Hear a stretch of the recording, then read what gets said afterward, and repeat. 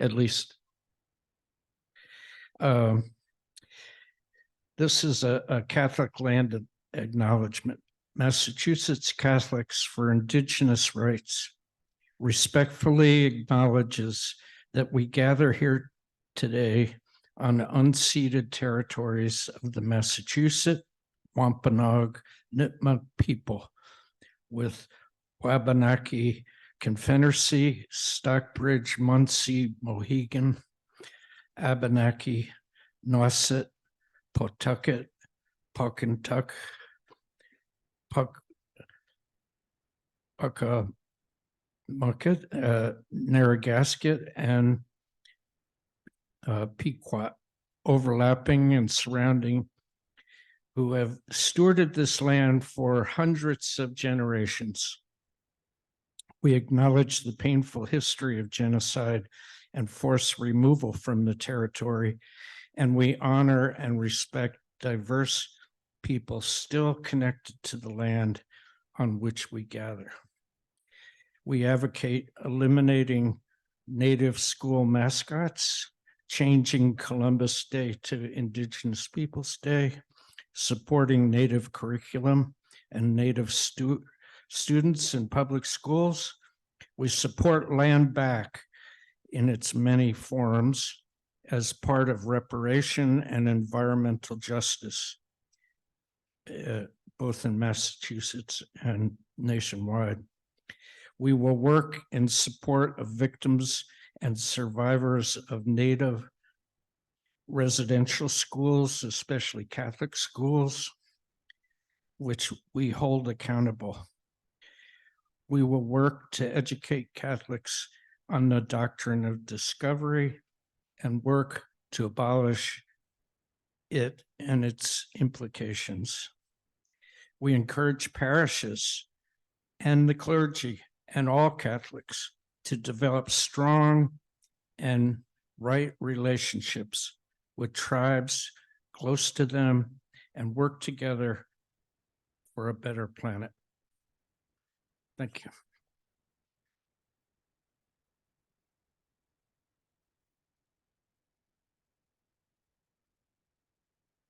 Thank you, Craig. I'd like now to introduce Father Steve Kasoma, the pastor here, for his welcome.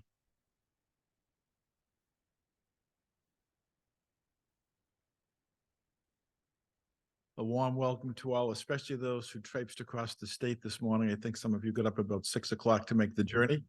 And for everyone else, just to avail yourself to all that's here this day. It's Pat mentioned the Resurrection Garden that's outside. At the top of the stairs, there's like a meditation chapel if anybody wants to use it. At the back of the church, there's a peace chapel. And if you want to enjoy your lunch outside, there's a sitting area out by the fire pit, and there's a bocce court out in front of the rectory. So just make yourselves at home. If you're here for the first time, the ladies' room is to your left and the men's room is to your right. And I think apart from that, enjoy this day. It should be a very enlightening day for all of us. Thank you.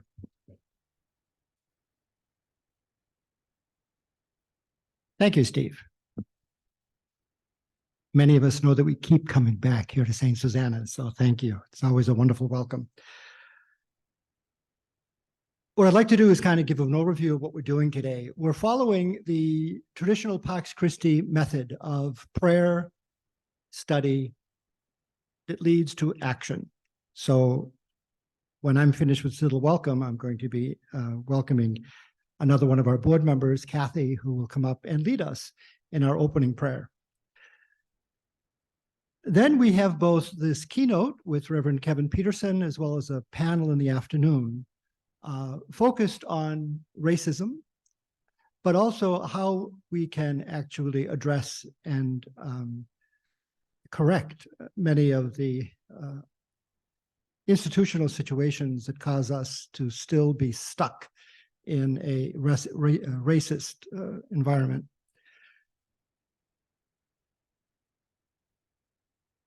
What we're going to be engaging in is public theology, the art of melding the God experience that we each have, the community experience, our personal experience, that will then draw us into an understanding of life as we live it now And that's very dynamic. It moves.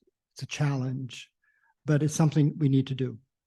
And Reverend Kevin's going to kind of introduce us to that whole dynamic with a very practical issue that a group here in Boston is addressing, the renaming of Faneuil Hall. So we'll hear both Reverend Peterson and then the panel, and that will lead us to our last hour, where then we, in small groups, will take all that and propose various actions that then we could do. So that's the plan for the day. The board was very aware since the beginning of October with the incursion into Gaza that we may need to address that today. We looked at it and had some options. We decided that we would leave the program as it is for today, but within the next 2 or 3 weeks, we're hoping to put together a Zoom call that would have some of the persons who can address and enlighten us on the Gaza Israel situation. We'll have some kind of a follow-up experience.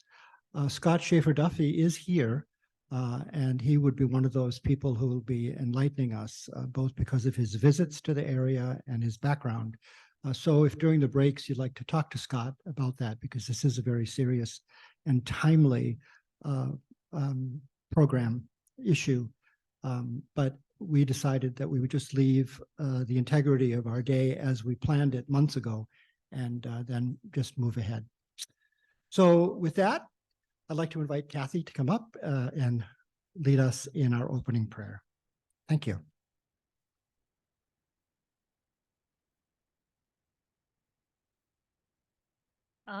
If you all would join me in the prayer in a time of war that Phil has put up for us. God of comfort, send your spirit are impacted by violence and death in Israel and Palestine. Let arms reach out in healing rather than aggression. Let hearts move.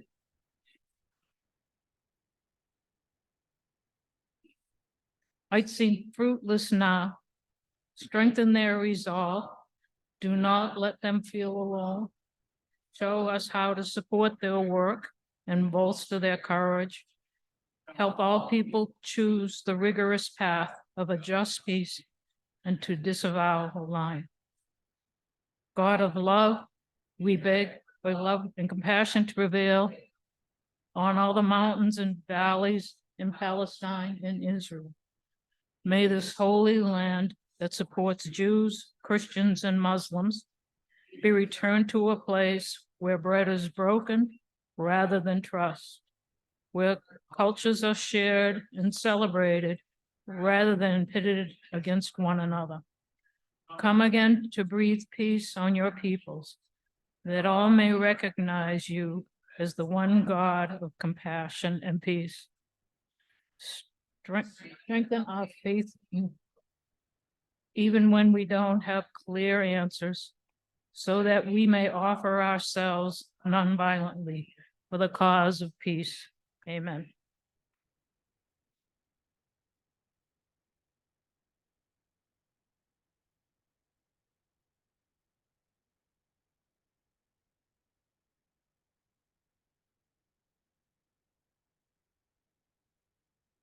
May we breathe peace. Thank you, Kathy. It's my pleasure now to introduce Sister Linda Besson. She's a sister of Notre Dame de Nemours. She is a board member of our board here in Massachusetts. She's also the co-coordinator of the Beverly unit of Pax Christi, and she'll be introducing Reverend Kevin. Sister Linda.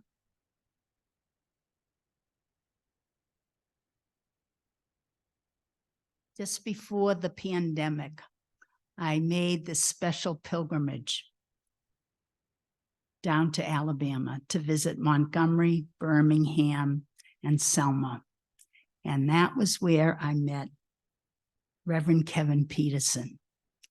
And when we crossed over that Edmund Pettus Bridge together, I said, all right, for the rest of my life, I will put my time and energy into the concerns of bringing about a world that is rid of systemic racism. So from that point on, he said, well, all right. And that's where I've been involved. And one of them has been in this changing the name of Faneuil Hall. So Kevin is a very, he's indescribable in a sense. He's a poignant leader that involves the local people in making decisions and determining their lives. And under his leadership, just this issue alone has been promoting racial dialogue and racial healing, and will continue to do so. And there are other members of our group who are also here in this Faneuil Hall Reconciliation Project today. But I just know that we will learn so much from Reverend Kevin and his dedication to this issue. And I'll just let him speak for himself.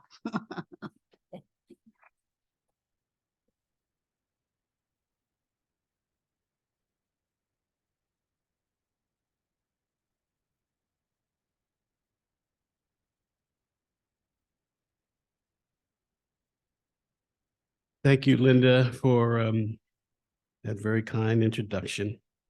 I appreciate you. And good morning to all. Good morning. I'm extremely elated to be here today. To be a part of this assembly is always good to be around like-minded people, people who are particularly drawn to sacred calling and understanding, called to the belief in things that are not seen, to which we attach our faith in God, our love for life, and our hope for flourishing. Nothing animates me more than attaching myself to more deeply engage in the Christian faith community, that which we know as the body of Christ. As the Apostle Luke has said in the book of Acts, as he was chronicling the early formation of what would become the church, it is in Christ that we live, move, and have our being. And the gathering of Christians in proximity always bodes well for the children of light. Jesus is recorded in the book of Matthew as saying, "For where two or three are gathered together in my name, there I am in the midst of them." So I'm so glad to be in your midst as a collective of believers, and the Spirit of God is in our gathering. Amen. Thank you again, Sister Linda and Sister Rita, for helping to create the conditions that have led me to speak before this group today. And thank you for your leadership and all the members of the planning committee who have organized the content of today's proceedings, especially Reverend Rocco, the co-chair, and Phil Herrick. Is he here? I haven't met Phil. Phil, thank you. I know you have a long day before you, so I won't be before you in an extended period of time, for I really only have a brief and simple message about the Christian journey and Christian responsibility related to the public square. We all, of course, are aware of our commitment to personal Christian piety, that commitment to take seriously the personal interactive regime of relationships with Christ, the Almighty, and the Holy Spirit. We engage in personal piety in several ways: through prayer or meditation, through fasting, through reading and studying the words of the Holy Scripture. This is our personal piety. It is that which keeps us in close relationship with God. Through personal piety. We become intimate with the Lord, and it leads us to recognizing God as our Father. Our personal piety and relationship with God must be represented at the center of our lives. But as Christians, we must also have at the center of our lives a personal commitment to one another. The vertical relationship with deity must be complemented with a horizontal relationship with humanity. We must be committed to the well-being of our neighbor, whether we know him or her or personally or not. We must be committed to the flourishing disposition of fellow humanity, and not just in the abstract, but in the real. It's easy to say, beloved, that I love everybody. It's easy to say, I wish everyone well. It's easy to say, joy to the world. It is quite another thing to love publicly and indiscriminately and express that love through action that is a force of sacrificing service. I say a force of sacrificing service that expresses a tangible and irresistible commitment to sister and fellow humanity. I say a force of sacrificing service that conveys itself in empathetic and sympathetic action in areas of community and sociability. In other words, as much as we develop our course, the course of our Christian life as a sacred commitment in terms of personal piety, in order to be in right relationship with God, we must also develop a public theology that animates within us what the philosopher Bonnie Hodnett calls a care and concern within the world. And this public theology must be rigorous in terms of its engagement, especially on behalf of the poor and those whose backs are against the wall. This public theology must be part of the daily Christian walk that tethers us to the needs of the disadvantaged, that fetters us to the plight of the downtrodden, that leashes us and connects us to those whom Jesus calls the least of these. This call that we must adopt a public theology is not new within the Judeo-Christian sacred tradition. We only need to reflect upon the wisdom writings and admonishments found in such places as Proverbs 16:11, where the scripture reads, "The Lord demands accurate scales and balances. He sets standards for fairness." And then in the book of Psalms, chapter 142, verse 12, we read, "I know that the Lord will maintain the cause of the afflicted and will execute justice for the needy." The Lord of Israel in these passages is enunciating a commitment to justice for the oppressed, the marginalized, those who are on the social margins and consuming and in the way of the hegemonic treatments of the empire. But we need not linger on the Old Testament to get a sense of how God thinks about justice in public. We can go to Luke 4:18 through 19 and survey what Jesus says about public theology as being central to his ministry. Jesus says, "The Spirit of the Lord is upon me because he has anointed me to preach the gospel to the poor. He has sent me to heal the brokenhearted, to preach deliverance to the captive and recovering of the sight to the blind, to set at liberty them that are bruised, to preach the acceptable year of the Lord." Here in clear, unmistakable fashion, Jesus states in his very first sermon that his commitment to humanity is established in a public theology focused upon liberation in the interest of deliverance, flourishing, and alleviation.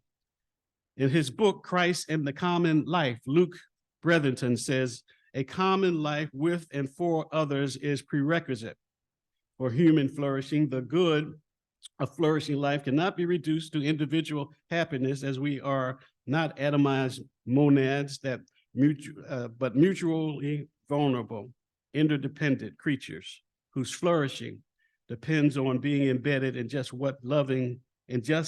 and loving forms of common life." Hannah Arendt has said that action in the interest of good is a form of virtue. Our public theologies must then be a form of action in the interest of a world being impacted by neoliberalism and the expressions of global avarice, which has lessened the life prospects of billions around the globe in the wake of the intensification of market forces. These theologies must be actionable in the wake of mass incarceration that disproportionately impact Black men in the United States.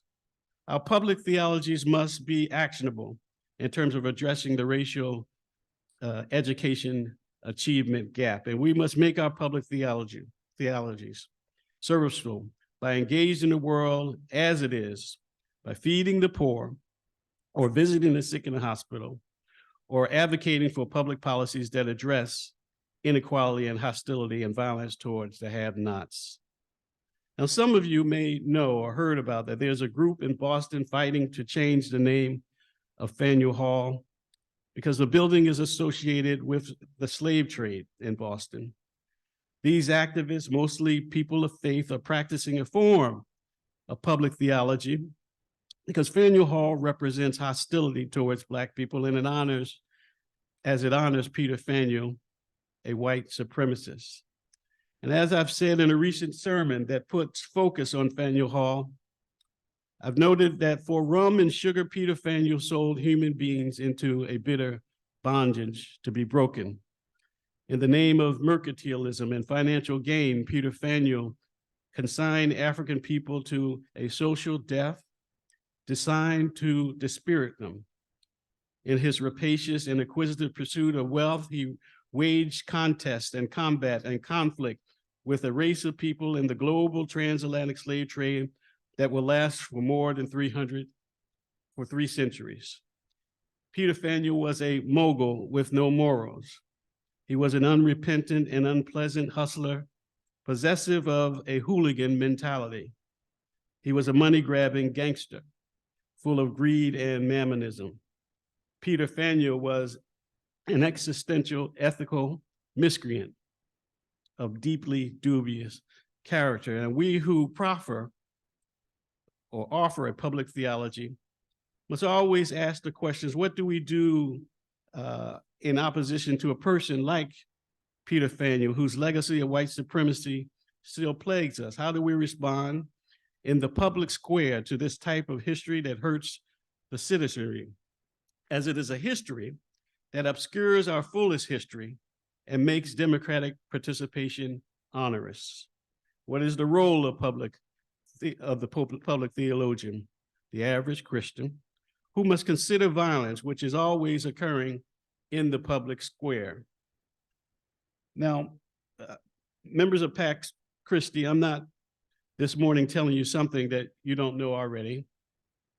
What I'm addressing during this gathering is not novel to you. Your mission has always been about the explication and enactment of a public theology, a compunction towards using your faith as actionable in the public square.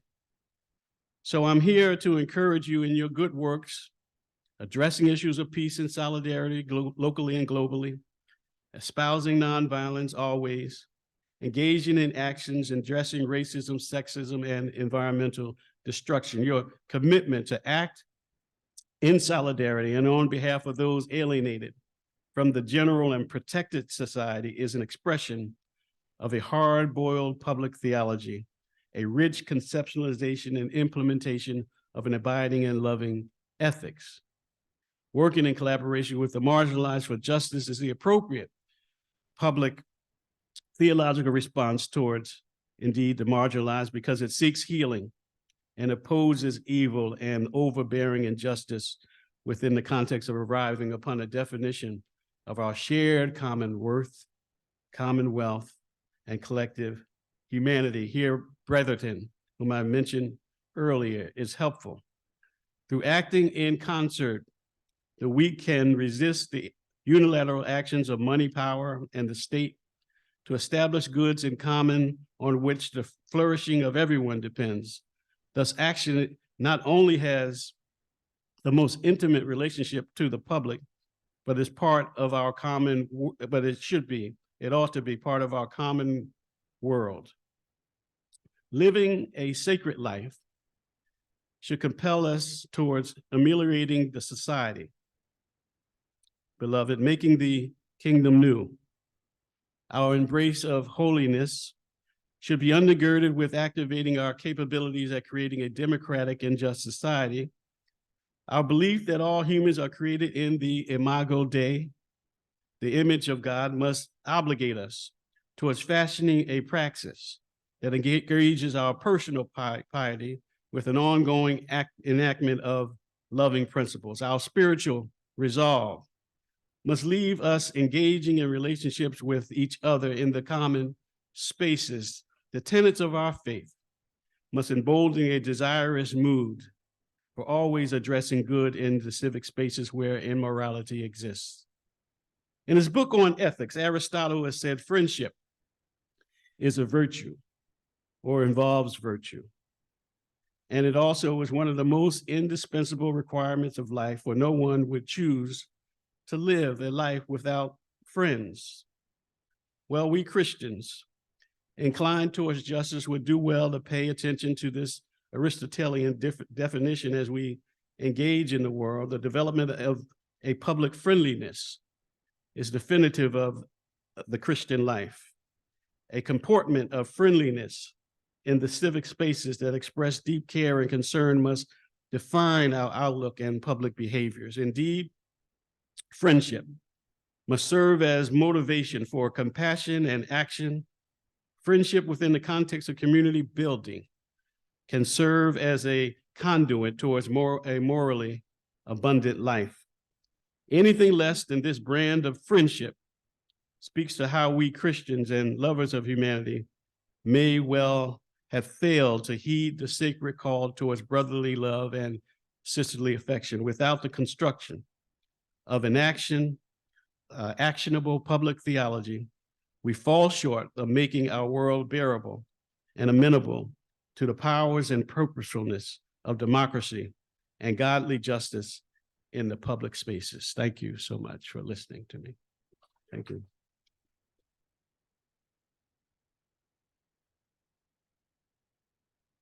Now, I think I've been assigned to respond to any questions or comments from you in the audience in person and the audience on Zoom. And ladies and gentlemen, we ask that if you have questions that you come up, position yourself like I am right now, and ask questions right here at this mic.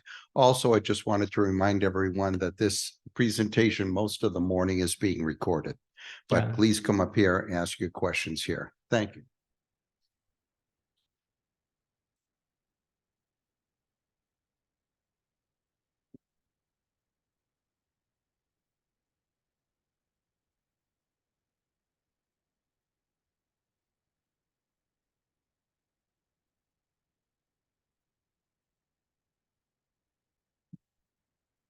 Thank you, Reverend Kevin. Public theology. I never had a sense of what that really was. And the way that you put Jesus, and I never thought of it in that way. He was actually announcing what his mission was going to, and he announced it to the whole world in Luke's gospel. I never thought of it in that way. And that announcement set him in a particular relationship with the local community, with those who were occupying the land of That's the right. Romans. Mhm. And the courage really that he had, not only to proclaim that particular public theology. I mean, what are we proclaiming? What is our public theology that we are proclaiming to the local community and to the world?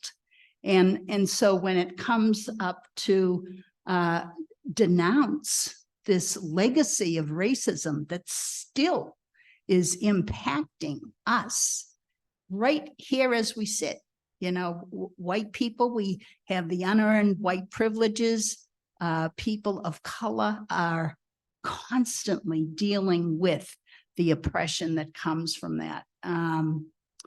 and to belong to a group that is led by the New Democracy Coalition to take on just this particular thing opens up a whole process, excuse me, of dialoguing with the community.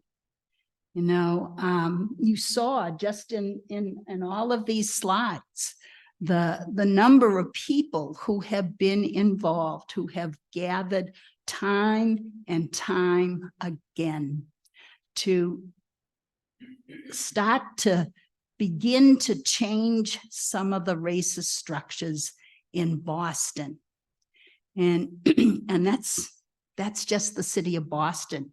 So this public apology that I believe Reverend Kevin was instrumental in writing was announced back in June of 2022.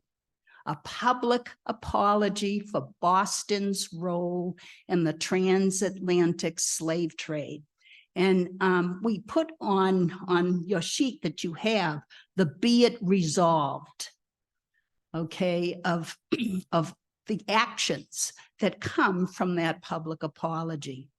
And what you see is one of the steps is in this campaign to change the name is the removal of anti-Black symbols in the city of Boston. And Faneuil Hall was part of that public apology. So for Reverend Kevin and our little group, our Faneuil Hall group, it's been a learning project for myself. Again, doing this public theology and all the nuances that means. So I just really appreciate this effort and how important it is to stand with others in the local community to look at how is racism impacting my life and how am I acting out of it or dissenting against it, and changing the name was one of those. And to find a city council member, Tanya Fernandez Anderson, who had the courage to put this forth. You know, we made a public apology was made. Now you will act on it. And that's one of the first actions is the removal of anti-Black symbols. So for her to stand up and put this agenda forward, you know, was just so critical in this process. And I know there's been articles about the how it was presented and what the next steps are. This process does not end. And I would like, Reverend Kevin, if you could speak to the plan for bringing local communities together to really look at this implementation and what could or what needs to be a name that will be recognized, that looks at this legacy but moves us forward to a newer and deeper point of racial healing and reconciliation as these conversations continue. And I'm just so grateful to the New Democracy Coalition and you, Reverend Kevin, for taking this on and helping us to do a reflection action continually to look at how racism impacts us even as we speak right now, and what we can do positively. Thank you. That's my question. Well, thank you, Sister Bessem. You in just a few minutes, you said what I've meant more precisely and more beautifully today. I appreciate you. Yes, part of my emphasis in terms of my comments this morning was to convey, and I'm not sure if I did it well, but to convey that we all must possess a public theology. We must have our right relationship with God, which is vertical relationship, but we also must have that horizontal relationship with our brothers and our sisters. And the horizontal and the vertical and horizontal is the what? Symbol of the cross. So I wanted to emphasize that as much as I could, that in our work in terms of addressing the needs and the concerns of those who are oppressed, we are doing the public work of Christ.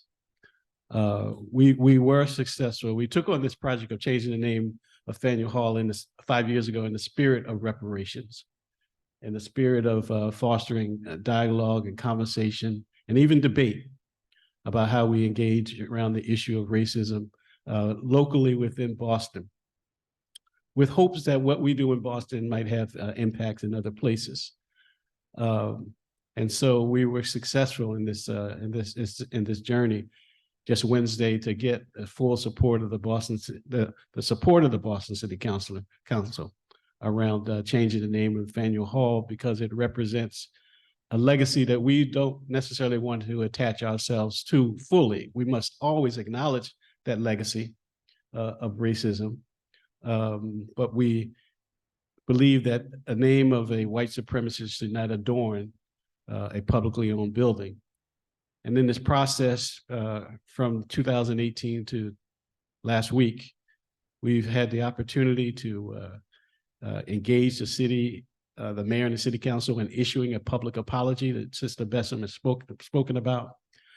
Public apology regarding the city's connection with the transatlantic slave trade and the forms of systemic racism that spawn out of that. And we were successful with that.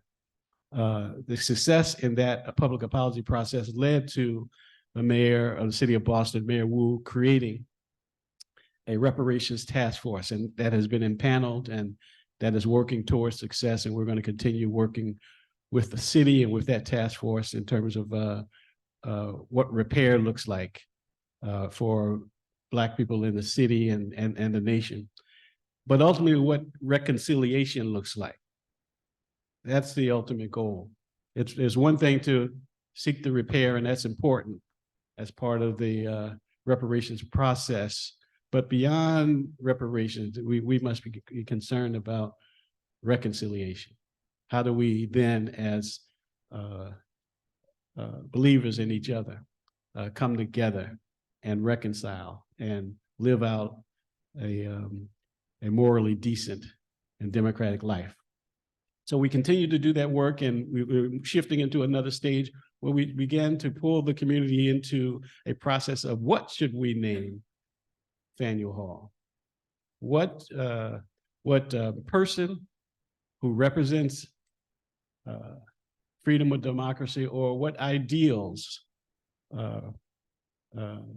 such as freedom or liberty should be represented as the name of that hall? Now, some have said, well, let's name Faneuil Hall Crispus Attucks Hall. First Black, half Wampanoag Native American to die in what became the Revolutionary War from Massachusetts, former slave. Some have said, let's name it Elizabeth Freeman Hall.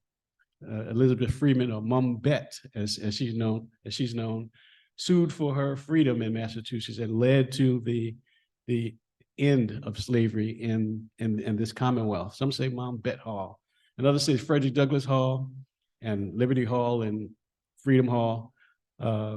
We don't know, but we think it should be a public process, a democratic process where people come together. And from my perspective, I think we Christian, we people of faith, we who are in the body of Christ should continue to play a role in guiding the public conversation, using public reason as a way of convincing people toward thinking about justice in deeper ways, and thinking about what morality looks like within a democratic society. How do we address the needs of those whose backs are against the wall? So that is the process. And I rarely get an opportunity to speak on this issue from a religious perspective. So I'm appreciative of this audience. You're kind of built in as friendly in some ways. Because to talk about this from perspective of my faith isn't always acceptable in the public.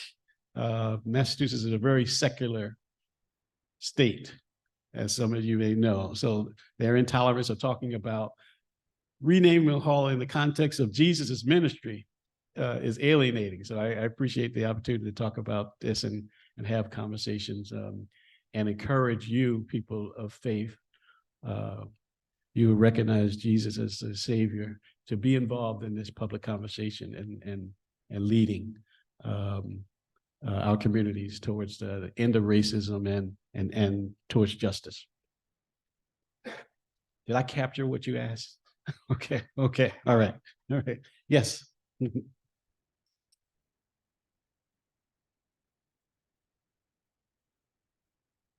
I don't think I got a chance to acknowledge my good friend, Pastor Valerie Copeland, Valerie Kim Coakley, who's been a real leader and supporter over the last year and a half. Sister Valerie Copeland was one of the ministers. I don't know if you saw the image of we ministers chained to Faneuil Hall. I don't know if that was shown, but Sister Valerie Copeland, Pastor Copeland, was part of that group, and it really set in motion a different perspective from our city leaders in terms of our seriousness and our commitment to, in some ways, embarrass ourselves in the name of Jesus for this cause. So thank you again, Sister Valerie. Appreciate you. Yes. You just remind me so much of W.E.B. Du Bois and how he, in the western part of the state, makes us think in new ways and speak in new ways, heart to heart with one another. And I want to thank you because in many ways, I think you also live in that word of God, which is a mustard seed, but you know where to plant it so that a tree can grow and reach out its branches. And so I'm wondering if there are any things you can tell us as a praying person in the public square that you've learned from the Word of God as you've taken steps in your own inner soul, the way we need to, each of us and all of us together, so that this public square, which in many ways is situated and centered in Boston right now as the place of our legislature, you know, our state, but also that touches into the hamlets and valleys where we may be scattered when we go back home, because the prayer and the public action is the pairing that makes for transformational change in Jesus's name. Yeah. Thank you. Thank you. I'm Sister Jane. Sister Jane. Thank you. That's a very probing question. Part of which I alluded to in my comments. For me, as a man of faith, functioning in the public square, those activities around piety, around personal piety, the prayer and the fasting, translate from my personal life and my private life with Jesus, with God, into the public square. So I would not only pray and fast around my personal life and my growth in the Lord, but I pray and fast in the public square. So in 2020, I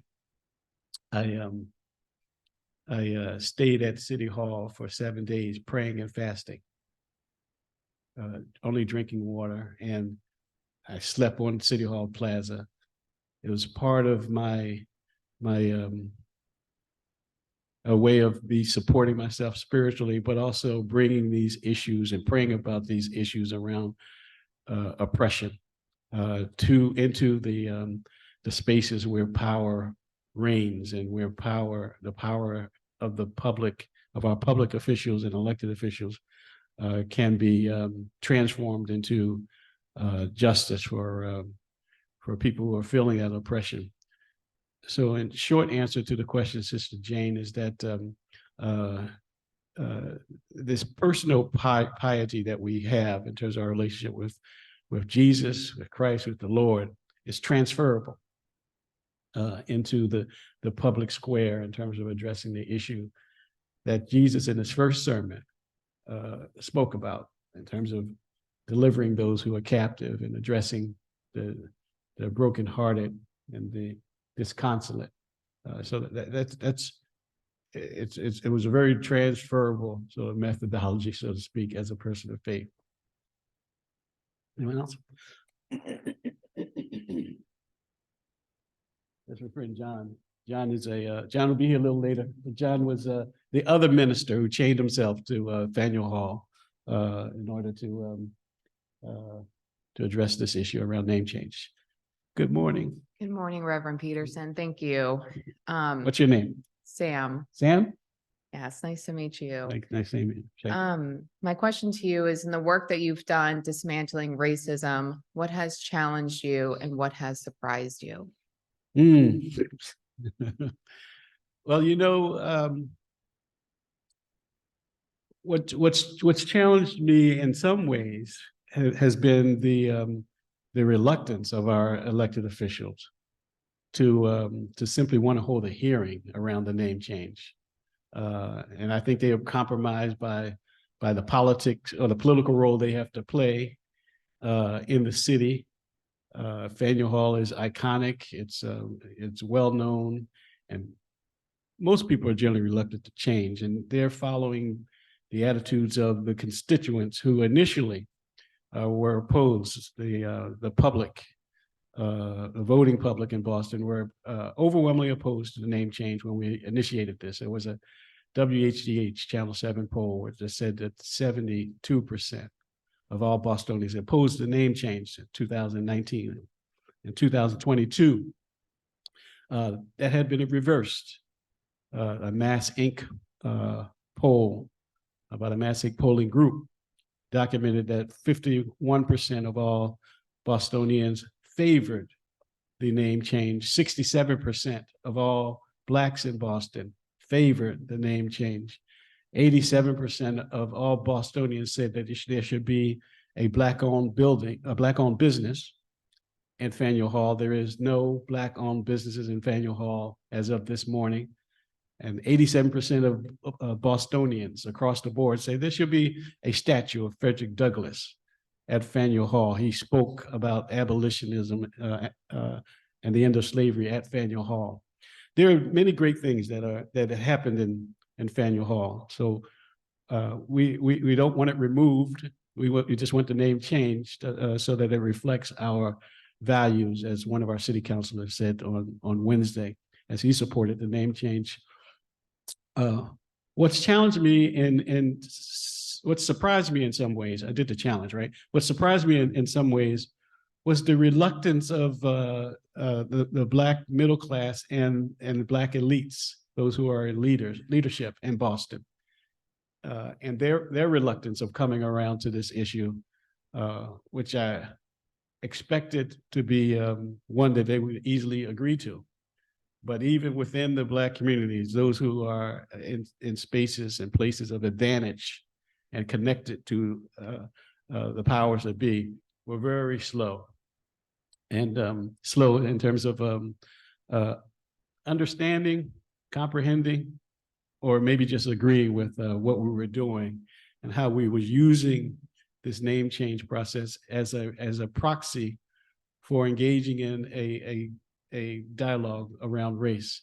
That was disappointing, and but I see now them finally coming along and getting more agreement and more support from leaders and the Black community in Boston around this issue.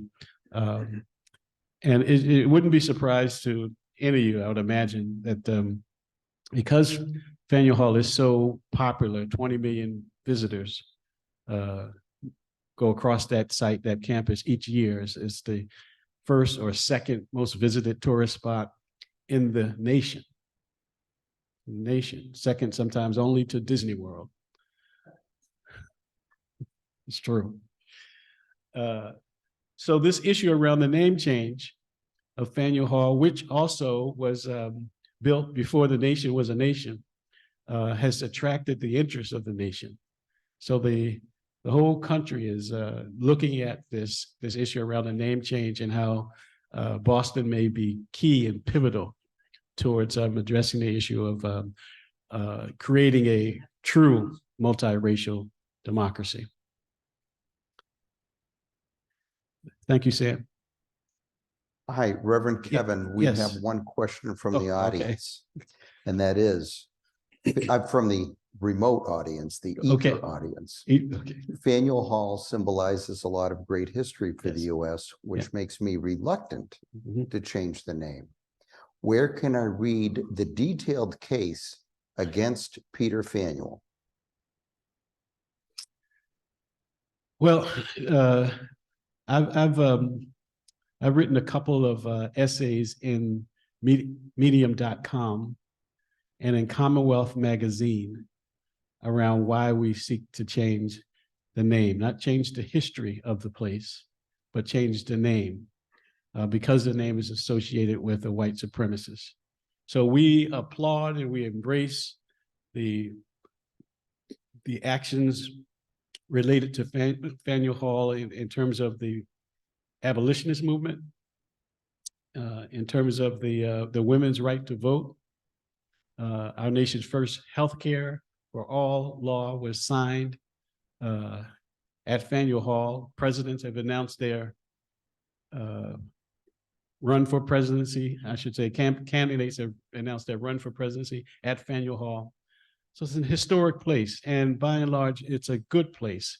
We don't want to lose the space, but we would do ourselves harm if we continue to ignore the violence that it causes symbolically to the Black community specifically, but to us all generally, by attaching itself, by having attached to it the name of a white supremacist. We sell ourselves short, and we preclude, in some ways, Blacks from feeling a part of this city when one of its symbols sort of ignores some of the deep concerns that Blacks in this country have about Faneuil Hall and how the issue of racism, some say America's first sin, hasn't been addressed adequately with regard to repair and reconciliation. So I'm sensitive to those who are concerned about the name change, but I think it's more important for us to think in broader and more expansive democratic terms, and in terms of our Christian faith, in terms of caring for one another through a public theology. It's important for us to address the issue of race and the stigmatization that flows from the symbolic violence that's attached to the name itself.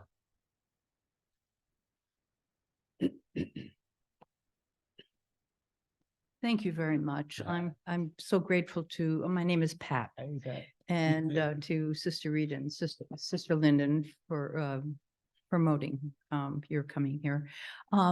As soon as you started talking and describing what you were doing, I was thinking about the means that you were using. Mhm. And one thing that came to me was a piece that a friend, a priest, wrote years ago called Direct Democracy and Agape. Mhm. And I loved it because it was a way to bring faith into the public square. And I remember he would say, it's not who you get to vote for, but it's what you get to vote for. Mhm. Mhm. And I often think of the kids who are, or people who are standing outside the supermarkets and asking you to sign referendum petitions. And most of the time, no matter what it is, I'll sign, because I figure this is a way of at least getting the voices of people out there Mhm. to decide on a particular issue. And it just seems to me, and you can comment on this, that it's an absolutely necessary ingredient of our faith traditions, particularly these days when so much is going wrong. Do you know, we're doing things on mass shootings or Yeah. gun violence or nuclear weapons and all of this sort of thing. And you have the feeling that no one in power is listening to us. And yet, when we're together, when we're working on things, when we're supporting one another and we're trying our small efforts, there is the hope and there is that feeling that the rising up of voices together will be the answer ultimately in changing. And you added and reminded us of prayer and fasting, Mhm. which is something we have to think more about. So if you have any comments on my comment, that's fine. Yeah, of course, Pat. And I appreciate you bringing up the importance of love, agape, within the context of action within the public square. We must make personal and broader, expansive human appeals to the importance of love as motivating attributes of our action in the Commonwealth, in the Commons, some say. I've always tried to think about my actions as not broad in general, but thinking about them as specific people connected to oppression. So we've highlighted the fact that in Boston, the average net worth of a white family is about $250,000, and the average net worth of a black family net worth is $8. 1, 2, 3, 4, 5, 6, 7, 8, right? According to a Federal Reserve study and an Urban League study. I've often attached my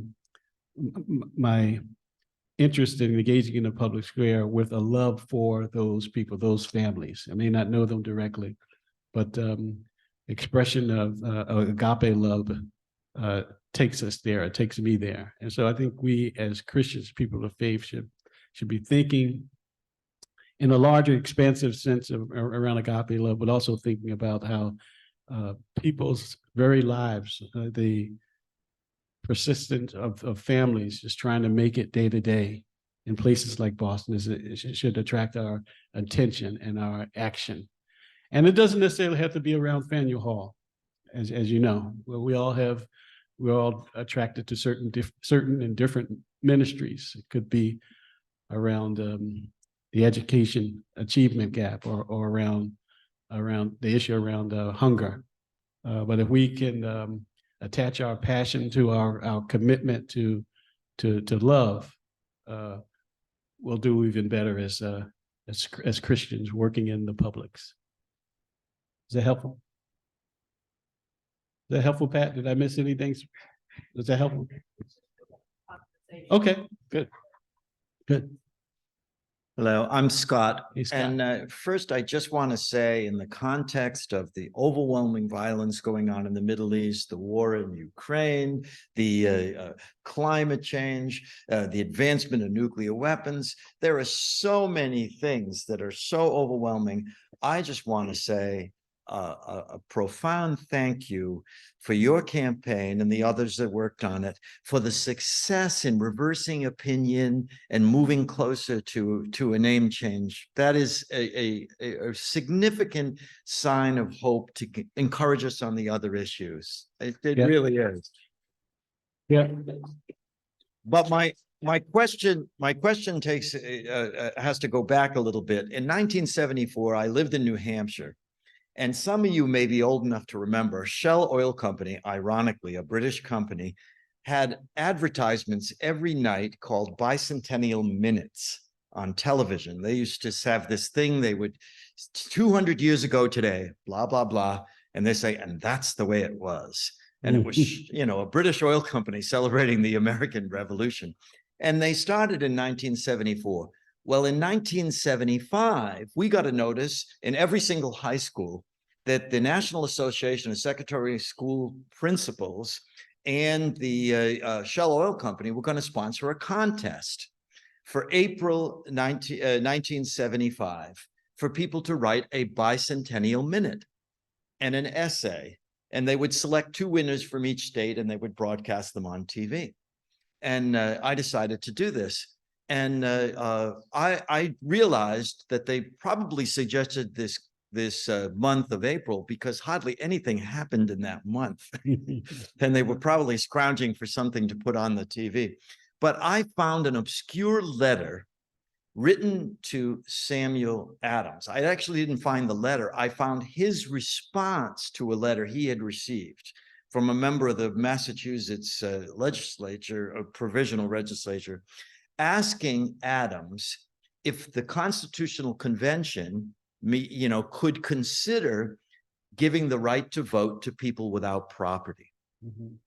And Adams wrote back, if we give the right to vote to people without property, soon the right to vote will be demanded by women, by slaves, by people as young as 18, and it will become worthless.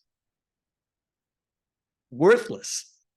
And I wrote in my essay, and then I said, and that's the way it was. and I wrote in my essay that while Adams effectively silenced this critic, for the first time, universal suffrage had been raised. Somebody raised it, and that was a sign of hope that it was raised. And in a certain sense, the American Revolution was not about all men are created equal. It was all white property men are created equal. And if we go back to the Greek democracy, that was even more restrictive, the early one. Do you believe, as a person that's looked into history, that we can still look back at these mixed characters of the revolution? For example, Washington and Jefferson, slave owners, both of them, and still have a conditional admiration for what they did and keep them on the quarter and the nickel. Yeah, it's a good question, and a variation of that question comes up in different ways often. Pat, right? Pat? And the question comes up in more explicit ways by those who ask, well, if you push for the name of the change of the name of Faneuil Hall, why stop there? And they're being facetious. Why stop there? They're being sarcastic. Why don't we change the name of Washington Street or Jefferson High School? And my response to that is it comes in 2 ways. One is making the point around the name change of Faneuil Hall makes the point across our community. It makes the point that there are some things that we should not accept, and we don't have to be redundant in terms of changing the name of Columbus Avenue. We don't have to be redundant. We're making the point that that we shouldn't associate ourselves to this type of behavior. The other part of the response is when contrasted to Jefferson or Washington or even to a certain extent, Lincoln. Peter Faneuil did nothing, absolutely nothing, in the interest of democracy. He was a monarchist, didn't believe in suffrage of any kind. He believed in subjects being in control of a monarch, and didn't advocate for democracy. As far as we know, they didn't support anything related to democracy. Now, he lived in the country where debate around democracy was being waged in terms of the separation from the British Empire.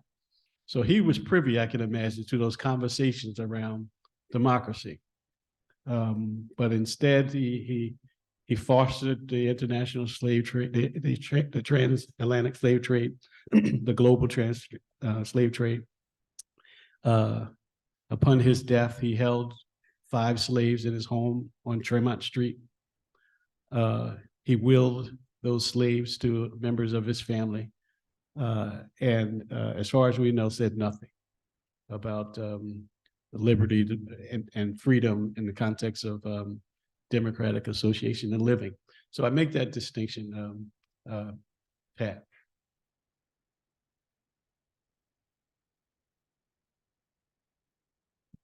Are there any other questions from the chat?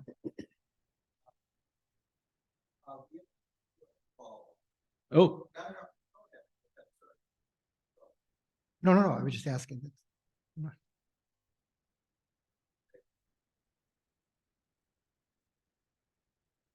I just read the National Park Service statement about Peter Faneuil, which makes clear that he profited from slavery-manned industries, but doesn't make him out to be a slave trader. This is from the same person, by the way. okay. Other than owning some slave and like lots of even more prominent Americans. Yeah, He doesn't appear to be a white supremacist by normal definitions. Are you actively promoting Cypress Attacks Hall? Cypress Addicts Hall, Christmas Addicts. Mm-hmm. Okay, let me go in reverse order. No, not actively supporting Christmas Addicts Hall, although initially I thought that would be a good name, and I'm documented in the public record and newspapers as saying and thinking that it's gonna. I pulled away from that. I think the public should bear the responsibility of naming the former Faneuil Hall. I think that's a really good democratic exercise. The issue around the Park Service notation about Peter Faneuil not being a slave trader or profiting from slavery is just not true. There is documentation. There are letters. There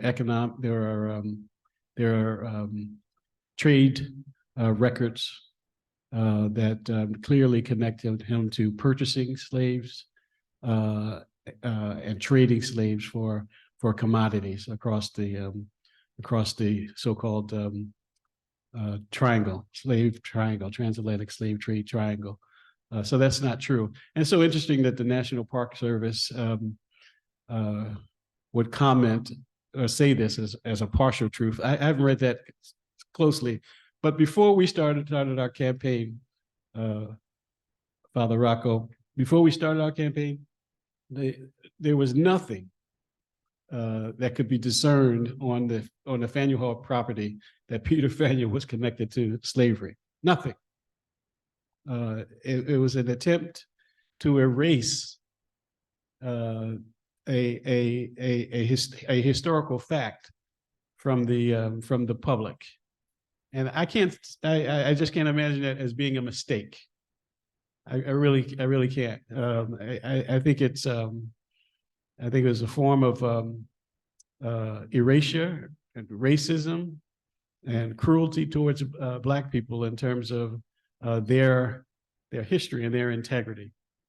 And only lately has the Park Service and to some certain extent the Boston Globe. Some of you may have read that article around Peter Faneuil some months ago.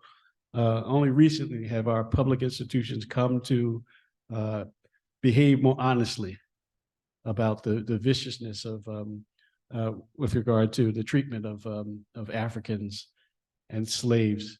Very few places around the city can you find notations that indicate that slaves lived in Boston, existed in Boston. We had this impression that because Boston has been called the cradle of liberty, that that type of oppression did not happen here. But slowly, praise God, things are changing. Things are changing, and it's going to make us better. It's already driven us into conversations around how we engage each other around race and how we need to move forward to have the deeper conversation and dialogue around racial equity in the city.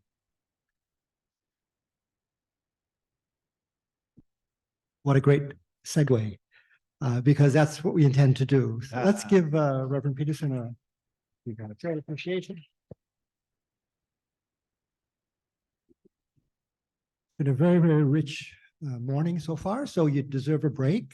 So we'll be taking a break. There's food and drink to the left here, your right. And at 11:15, we'll gather again and then break up into discussion groups to have that conversation.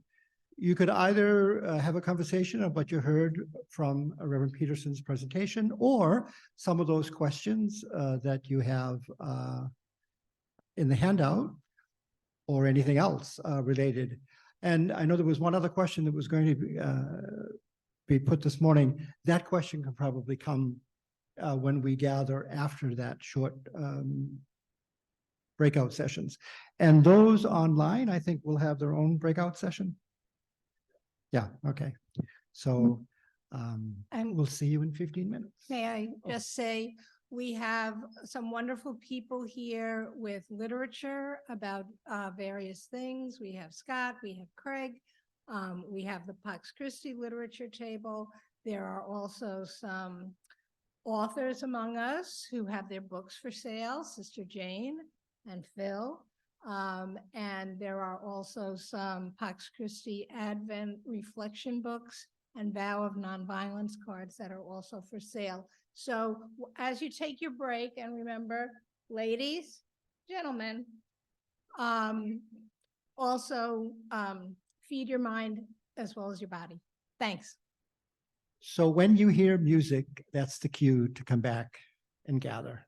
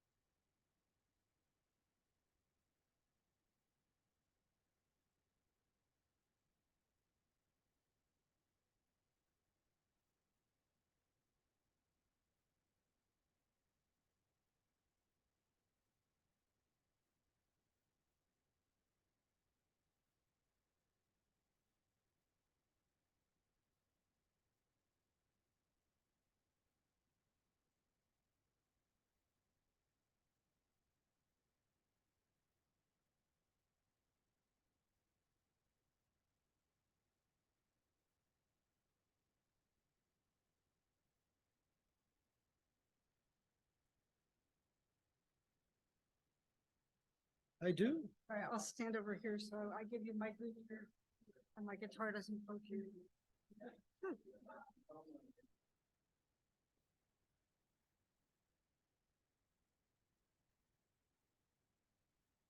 Let me know.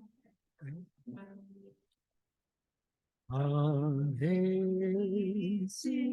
grace, how sweet the sound that saved a wretch like me. I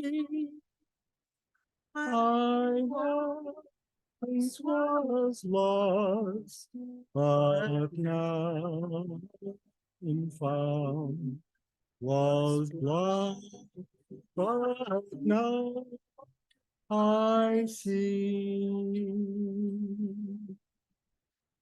Was grace that taught my heart to fear, and grace my fears relieve. How precious is that grace appear, the hour I first believe. Oh, man, just close and says, I have already come. His grace that brought me safe thus far, and grace will lead me home.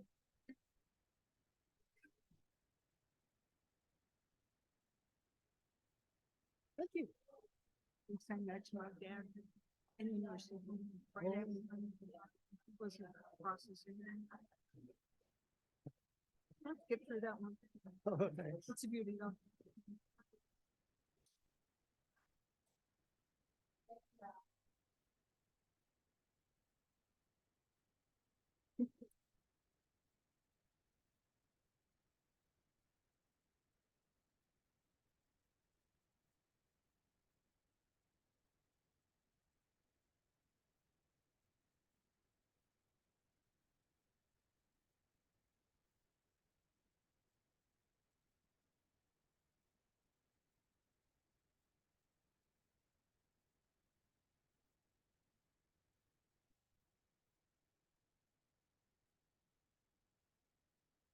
What we'd like to do now is actually have people break up into small groups, and it can be spontaneous. I don't think any group should be smaller than 4, but you can go from 4 to 8.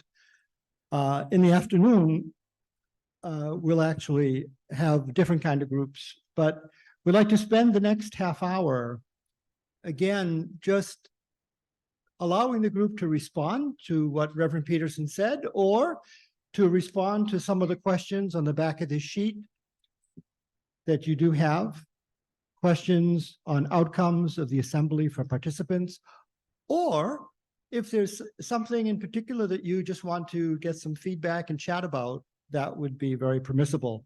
If one person from each group could kind of summarize what the group talked about, because then at 11:15, but I'll check the groups. If the groups really are into it and they need another 15 minutes, we'll do it till 11:30, and then we'll just have a half hour for just the resume of that wisdom. I would suggest you go to some of the tables, and maybe it's more comfortable. And again, it's a spontaneous division. So if you've come with a group, you can sit with the group. If you want to meet some new people, you're more than welcome to do that. And those of you on Zoom will be put into a breakout group, and you can also have the same kind of chat. And if one of you will then kind of report back to us, we would appreciate that. Thank you.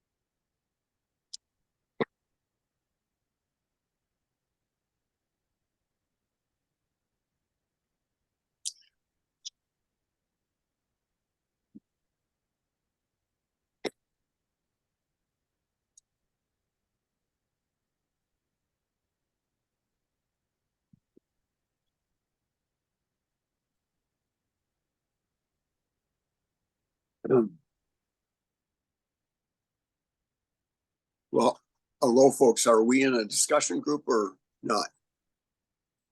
The rest of you are muted, so I can't tell.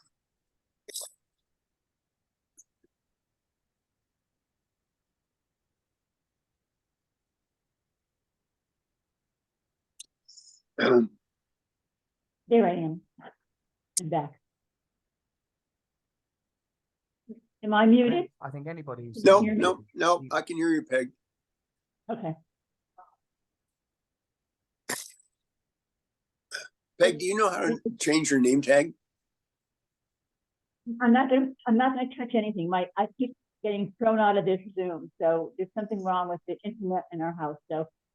Yeah. I'm just keeping it as it is, and Tom is right here with me, so there's no reason to change it. Well, if you put your cursor in the upper right corner of your square, I it don't will need- give you, it'll give you a, no, you're not messing with the computer. It will know, give I you know. a menu and you click on rename and then it can say Peg Morrison instead of Tom and Peg Morrison. But he's right here, okay? So But he's I'm not the only participating. All right, do whatever you want.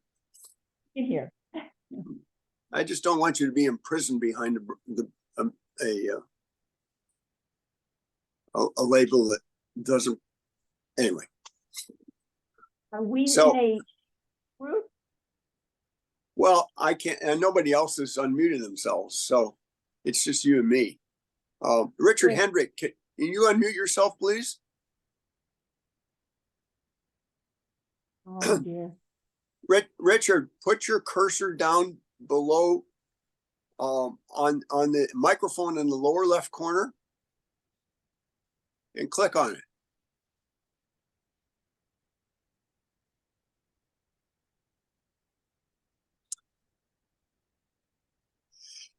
You had to do that when they first put us into a breakout room, and there was a sign that came across that unmute yourself. So I clicked that, but then I must have touched something else, and I went completely out, and I had to completely come back in again. Right. So there was Oh. something you had to click. Phil Mandeville is the host. He can unmute Richard Hendrick if he wanted to. Right. So in the chat, Richard, in the chat, you could probably ask, I cannot unmute myself. And possibly that's true of Patricia Foley also. And she's still muted. I don't even see Patricia. Oh, wait a minute. Yes, okay. And we don't have a picture for her. Right. She might be still stop on video. And you have two pictures for me because I'm doing this both on my computer and on my cell phone. Because my cell phone allows me to get up and walk around. And as you can see, I'm sitting here in my robe because I was planning to come in person, but I got a flu shot late yesterday. I feel terrible. And not a flu shot. I got a COVID shot. So. Hey, Phil Mandeville, if you can hear us, would you unmute Richard Hendrick? We can't have much of a conversation if people can't speak. And you can do the same for Patricia Foley if she's interested, but she doesn't even have a video on. So Can you put that into chat, Peter? put what in the Maybe chat? that's what you just said to Phil. Or do you think Phil has heard you? Yeah.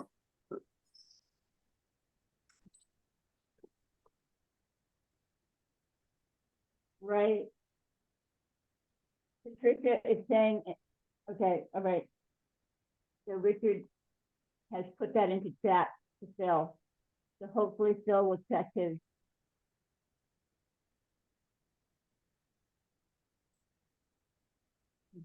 Chat messages. I don't see him at a group table.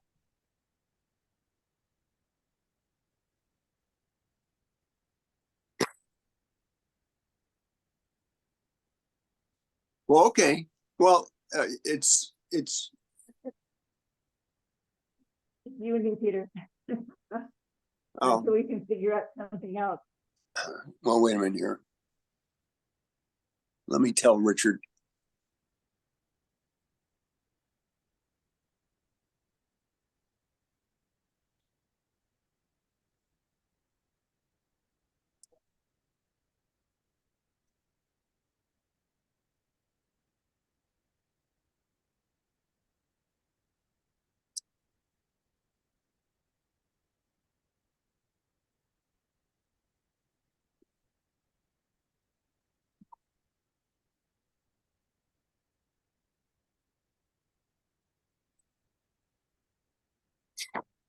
I just sent Richard a message.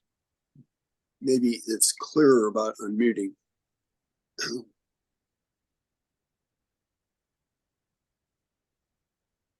But Peter, I think that if you did you click onto that bar that came up that said, allow yourself to be unmuted? Yes. I did too. I'm wondering if that was the only chance you had to be able to No, do you that. can do it. I did it. I did. I reversed it because I decided. Anyway, you can do it manually too.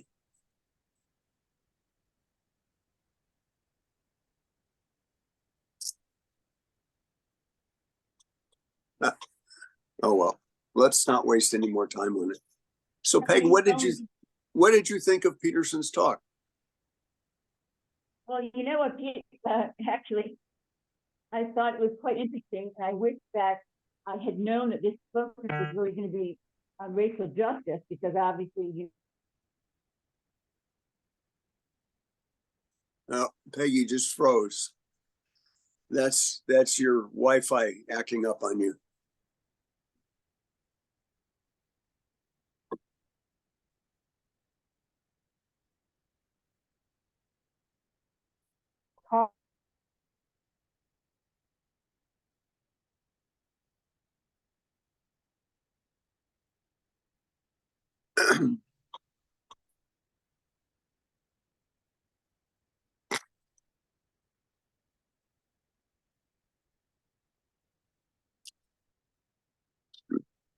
Patricia Foley, if you can hear us, can you unmute yourself, please?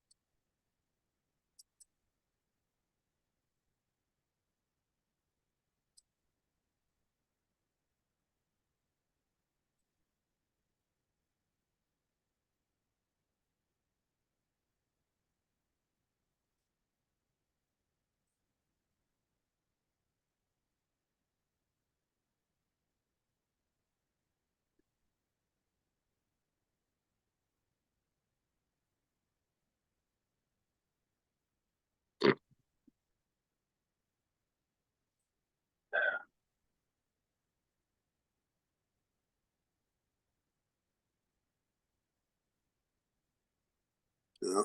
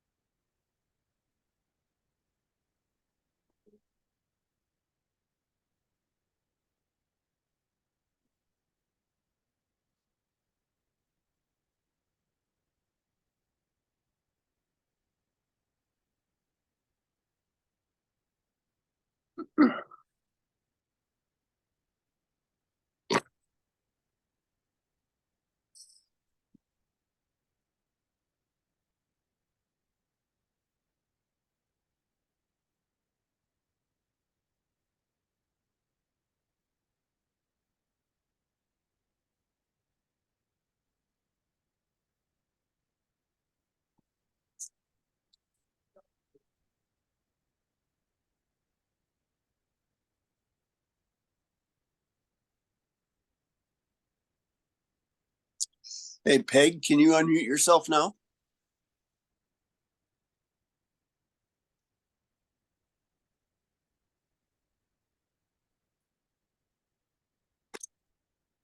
You get a sign that says the host is not allowing you to unmute. Yeah. I'm trying to reach the host, but that's Phil. Sorry, Richard. Sorry, Patricia. Yeah, enjoy your coffee, Richard.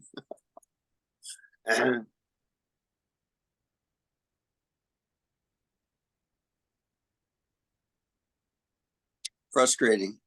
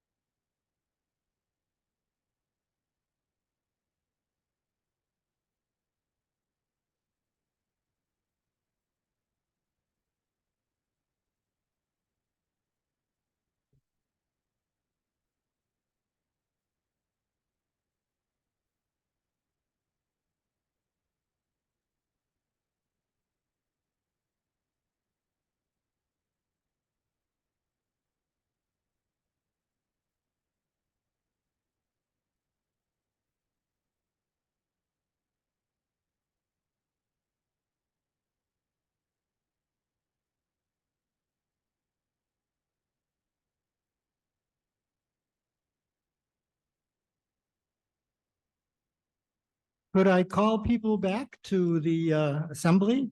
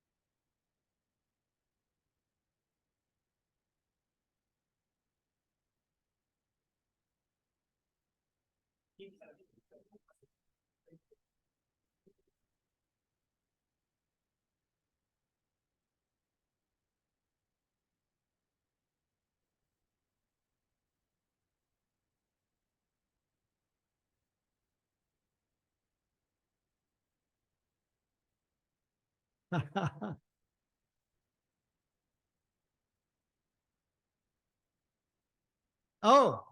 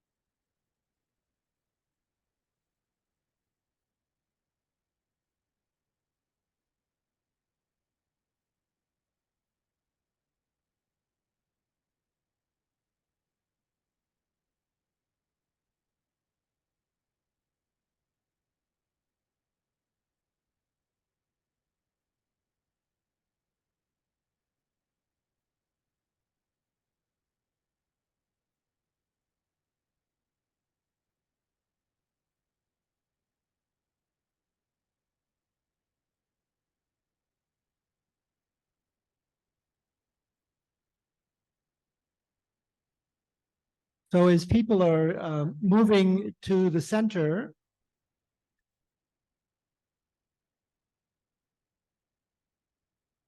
I have two short announcements. We'll have a half hour for the sharing of the table talk. And then at noon, we'll have our lunch for 45 minutes. During that time, there'll be a short 5-minute video that will be on a loop. It's showing a Palestinian fellow talking about the situation.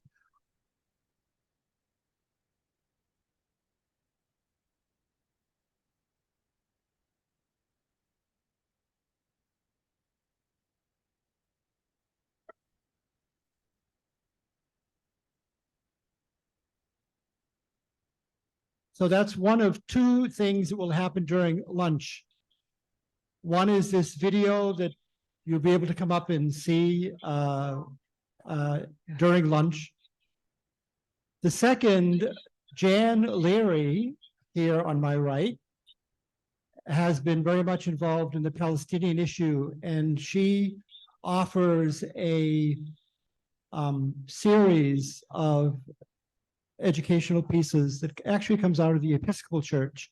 We did it in Holliston, our Pax Christi group, and it really does help us understand some of the background of the Palestinian issue.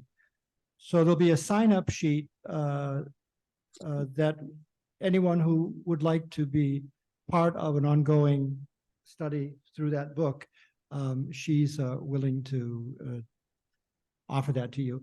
Also during lunch, if you wanted to chat with Scott Schaefer Duffy, who's here, who also is background to that issue.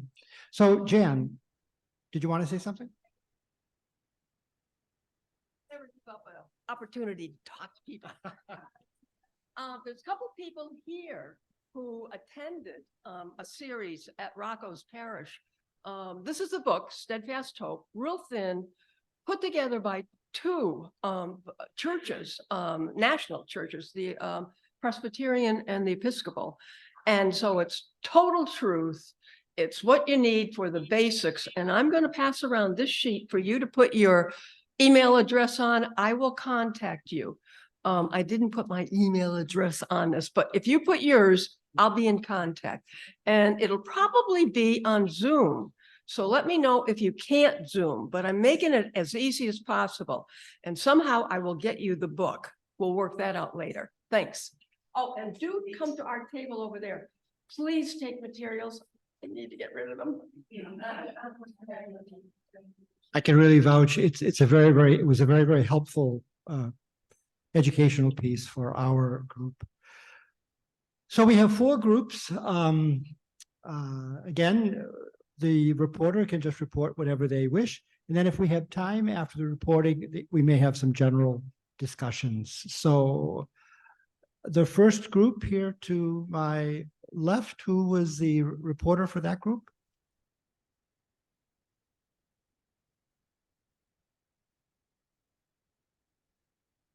Bill, were you the reporter, or is it your group? Who is the reporter for your group?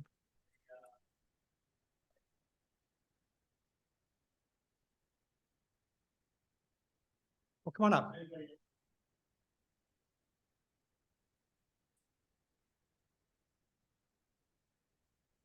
I know Gene's a reporter for our group, the next one. So Gene, you're on deck.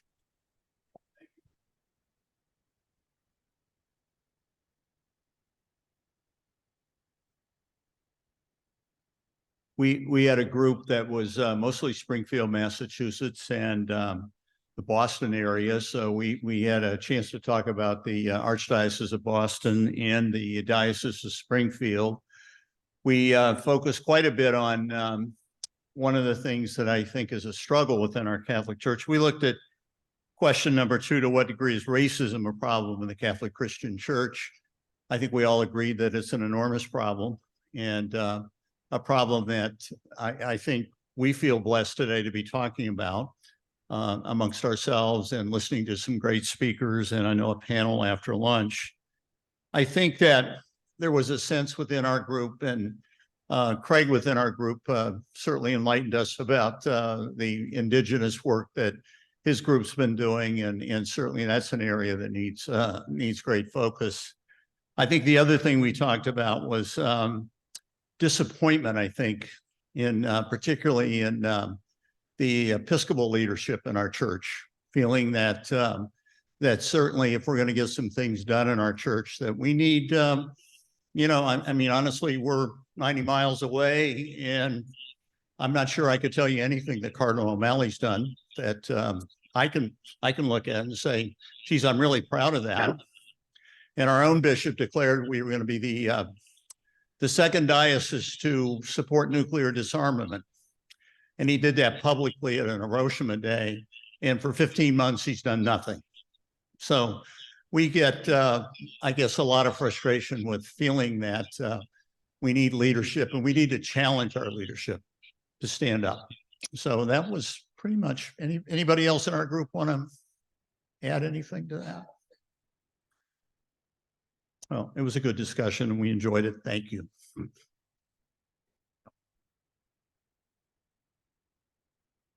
Gene. Halloween. Yeah, so our group was mixed of where we were from. I'm from Western Mass, and we had people from Eastern Mass, but we also had people who have had experience overseas. So at first we touched on the fact of Washington and Jefferson versus Peter Fanuel, and that we found that the fact that he was a mogul and totally economically driven maybe made him less worthy than some of the people that we do admire, while noting that they have feet of clay, because we're all fallen people and we're gonna, not be perfect, except for myself. In terms of racism, a problem in the Catholic Christian Church, we've decided it was totally entwined, and our Catholic parishes don't often touch on racial matters, but that does depend on where you are. There are some parishes where the priests do speak out, and they're not only just Black parishes, but so there's variety in that. But we did decide that, the basis of white supremacy is Christian supremacy and the doctrine of discovery, and Brian was talking about that, and that is certainly something that we could spend 5 days talking about. So it does depend on where you are and who is ministering. We also acknowledge that sometimes the priests are spread so thin that it's hard for them to be involved in the public theology, because they're just trying to keep their family together, so to speak. That structural racism, especially where people live, have bearing on how much even contact we have with people of other races and cultures, and that is sometimes enforced with housing policy. And I know Sister Linda is an expert on that more than me. We also recognize that it's not just anti-Black racism. I worked in a town with many Latinos, and there was a lot of prejudice against the Puerto Ricans, and what we've done to our Native peoples and people from the East. So there's just so much on our heads, and that we wished we had someone who could teach us about how to be better allies. But we realize that, number one, you don't push your own agenda, and to accompany the idea of friendship that Reverend Kevin mentioned, and in Latin America, it's acompañamiento, being with, and that might be the best form of allyship. And we could have talked forever and ever, amen, but I'll leave it to table 3.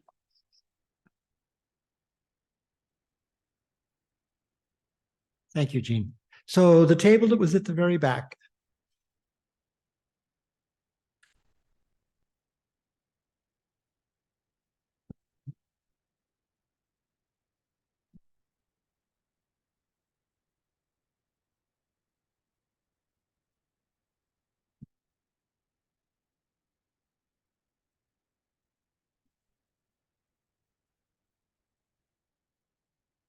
We talked so much that we needed 2 of us up here.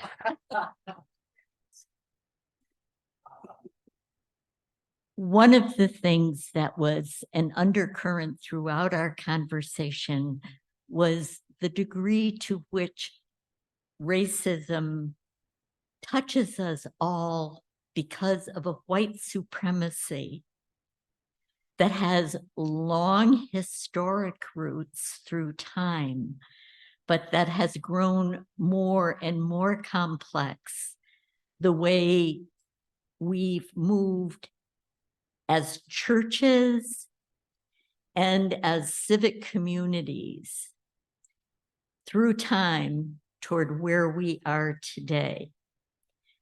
In the Roman Catholic Church, I can say I loved the moment when my 7th grade teacher met me in a parking lot. She was close to her death at the time, and I said to her, "How are you, Sister Rita?" And she said, "You know, Jane, I'm becoming far more Catholic and far less Roman." We have our origins in an empire. Our church is structured as a hierarchy. No wonder we inherit the white supremacy that is the sin of most of us in this room. And I think that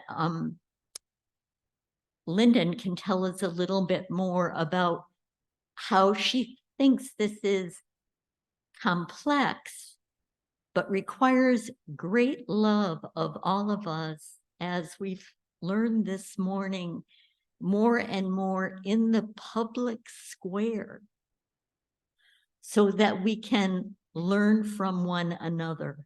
Because there is a great book that was written by a Polish historian who was really going to write a book about racism when he went to the Harvard Public Library, and he wanted to examine textbooks there. It was just published this year or last year. And he got American textbooks. I think it was well over 1,000 that went back to the first textbooks published in our country. And what he was amazed at was all the distortions of history that were embedded in those textbooks in a way that became a mask for white supremacy. And, you know, people who long had been heroes for me, you know, because of the way they thought, the way they preached, like the first one I encountered, whom I was dismayed at, was Ralph Waldo Emerson. I've always loved the way he thought, but I had no idea what the racist underpinnings of his writings were and the distortions that originated there. So unless, you know, we as educators register who we are as individuals, as well as in the public forum, we're not going to erode the disease that is ours. So I just want to talk a little bit more about our group, actually. Good, good, good, good. Sister Jane always ministers so powerfully. So we were from all over the state, and some from St. Susanna here, but also from the western part of the state and eastern part of the state. And we talked first about question 2, to what degree is racism a problem in the Catholic Christian church? And we shared a lot of our personal experiences of wrestling with racism individually and in our parishes and in the archdiocese. So I'm just conscious that we are perhaps actually beginning this ministry of public theology, following the leadership of Reverend Kevin with us today, and the work of changing the name of this one place in our midst, and getting to know each other in the things that are eternal and in the struggle to recognize our own racism. We shared accounts of our own experiences of our own racism, and also recognized the challenges of the clergy that are overextended and also not educated to help address these questions, and perhaps feel overwhelmed in a number of ways. And so it's a struggle to stay in solidarity with them, even as they are part of the problem, I have to say, frankly. But it was a wonderful conversation. And then we also did try to look a little bit at the institutional church's role in addressing racism. And we recognize that in the Boston Archdiocese, there is only one African-American priest. There's many African priests, and that in the country, there are more African-American Catholics than in any other denomination. So they're erased, you know, within our faith community and also nationally. If there's anything I forgot, please help us. You Anyway, can thank come you. up and ask us.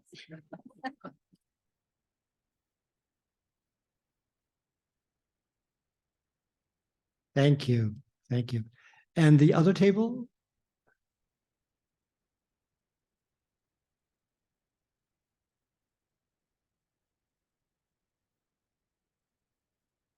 I'm Joanne Mungin, and I'm from St. Susanna's.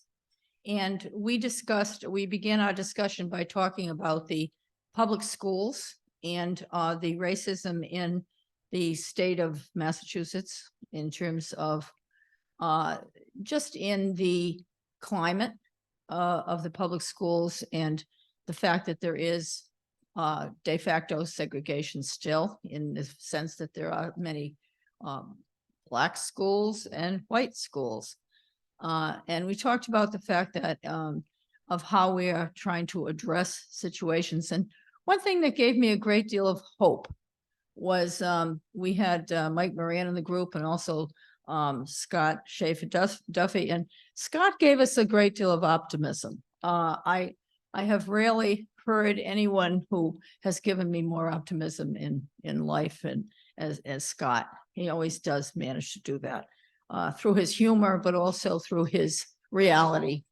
And one of the things that he said that I thought was interesting when we were talking about the church's role in addressing racism, because we attempt it, you know, here we have welcomed at St. Susanna's, we've welcomed the immigrants from, excuse me, the migrants from Burundi, and then from Afghanistan, and now from Honduras.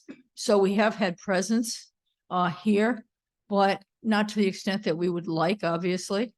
But he made the point that we need to go out also, and that when we are demonstrating, and I have never heard this before, so I'm mentioning it because he said it and it struck me. He said, when we're demonstrating, make sure, and I took it down, that the word Catholic is on our sign. And to quote Pope Francis, to interject Catholicism and Christianity into our reality as we're moving forward into the public forum, that we're not afraid of who we are and what we represent.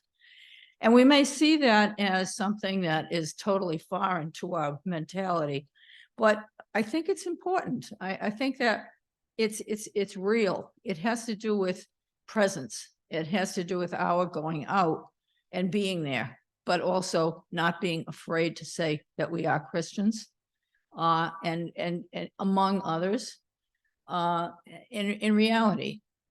And the example I was using was that in listening to this was how in small towns, those of us grew up in small towns. I grew up in Millville. And in my small town, we did not have the segregation that existed as much in terms of Christian churches that existed even in Woonsocket, Rhode Island, which was 4 miles away. In my town, although we were Catholic, we were with the Methodists and the Episcopalians and the Congregationalists, and we did everything together. And so that I went to the Methodist church for my brownies and the Episcopal church for Girl Scouts. And we had a togetherness. Whereas in Rhode Island, right across the border, where Scott grew up, we had the Irish Catholic Church, and we had the Polish Catholic Church. We had over here, we had the French Catholic, and then we had the Italian Catholic, and none of the four met. And it was just, there was more segregation within Christianity, never mind within the racism. When I lived in Woonsocket, I had my neighbors were Cape Verdes, and they belonged to the White Baptist Church, as opposed to the Black Baptist church.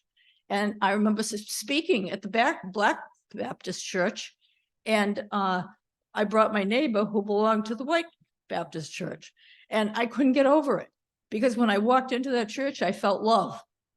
And it's that love that we concluded is the only thing that's going to change on all of these levels, that we move forward, you know.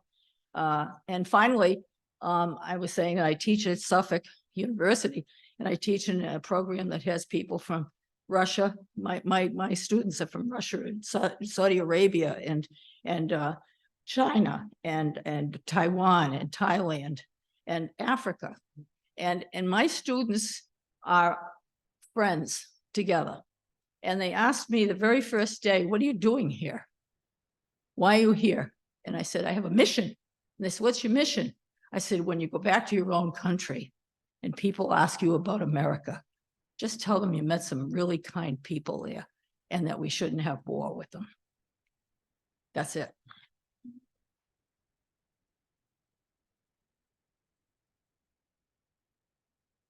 Thank you. We have people from our Zoom. Yeah, we do have a few, and actually what happened was a lot of people couldn't unmute themselves. Some could, but others couldn't. But we do have something here from Tess Brown. And the first thing she said is, good morning. Thank you, Pax Christi, Father Rocco, Sister Linda, and all. Did any of the groups address the covenants still hidden in deeds, etc., in mass towns? And I think that Joanne may have addressed that, and how to root it out in our own communities. And the other point was the training and practices of racism in the Massachusetts Roman Catholic seminaries. And another point was in convents. I guess she had experienced something that said, no Negroes or Irish. And that's what she had in convent. So she brought that up and wanted to know if people addressed that.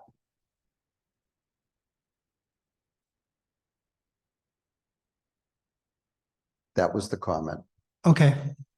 Sister Tess Brown is a sister of charity. She's from the Caribbean. She had been a Franciscan in the Midwest and then joined the charities. And she's been a stalwart here at St. Catherine Drexel Parish. I was trying to get her here in person, but someday.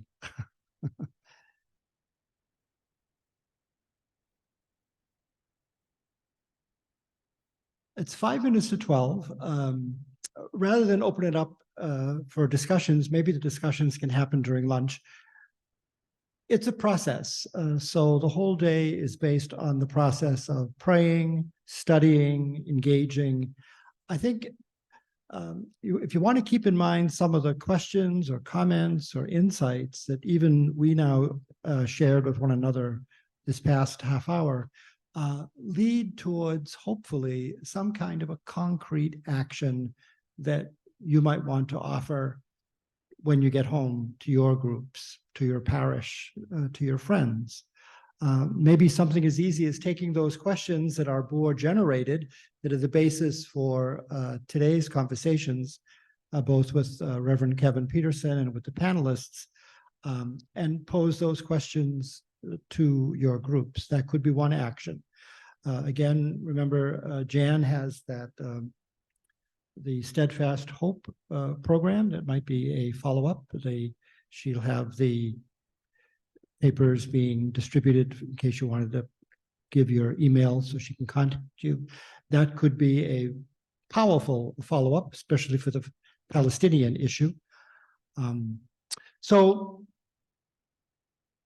let some of that kind of stew as the day goes on, and then we'll hopefully be able to bring a lot of that together after the panel this afternoon. Again, during lunch, there's going to be a short video that's going to be on a loop, so it'll be playing and replaying when you have a chance to come up and check it out. It's only about 5 minutes, but it focuses on a witness from Palestine.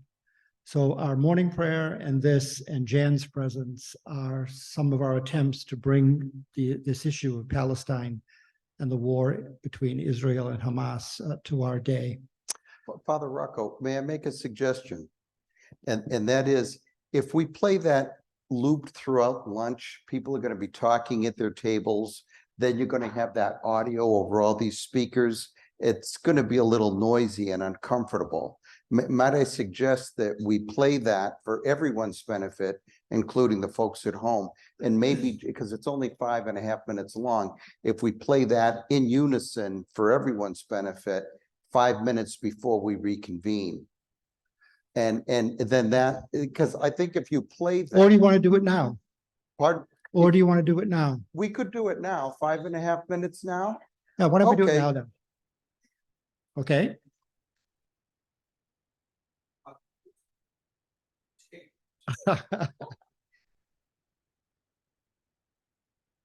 See how flexible we are?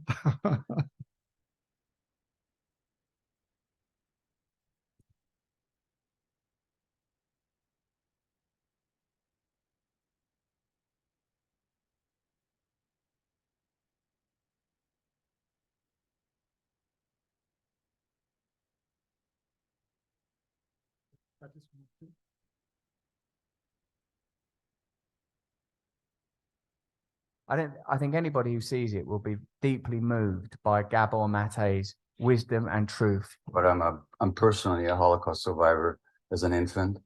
I barely survived.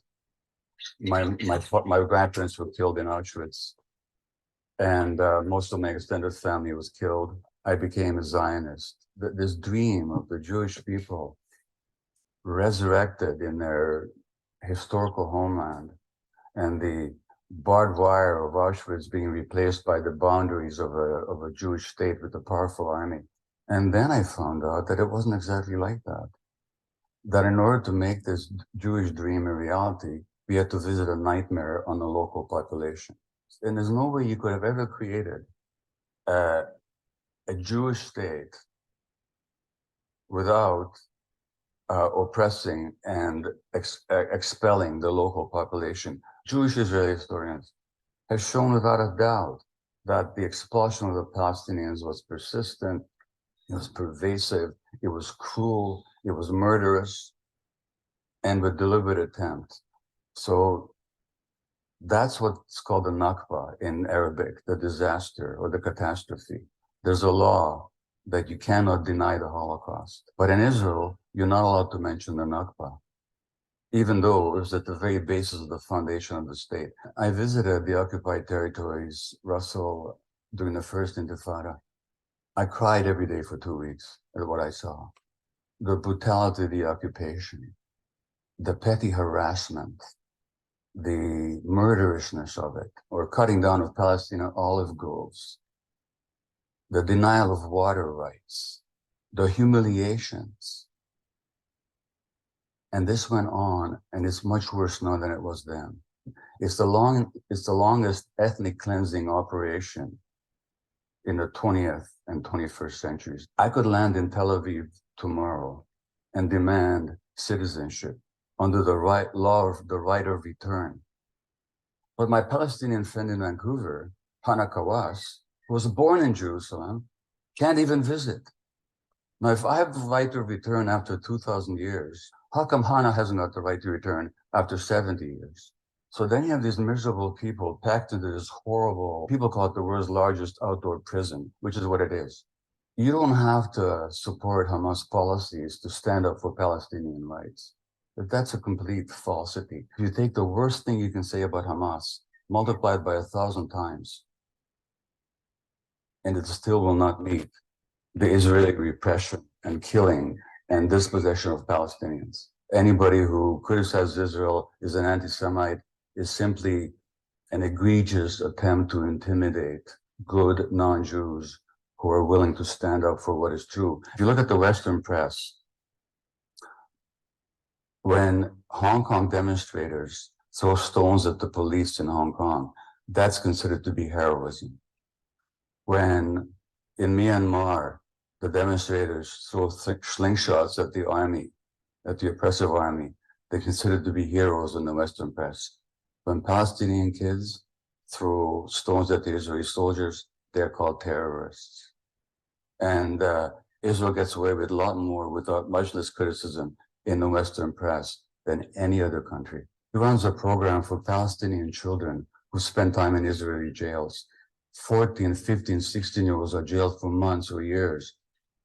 Sometimes they can't see their families for months. If she says, we don't have post-traumatic stress disorder here because the trauma is never post. The trauma is daily, she said. If he's got any ounce of humanity left, he would cry like I did for 2 weeks when I was there. Anybody can go on YouTube and listen to Ilan Pappé, an Israeli historian. Anybody can listen to Norman Finkelstein, a Jewish professor, world expert on Gaza, who was denied tenure at his university because of his public speaking against Israeli policy. You can listen to any number of Israeli Defense Forces soldiers who talk about the brutality that they now regret having committed. You can listen to Israeli pilots who talk about why they refuse to fly over Gaza because of the atrocities they're made to commit. You can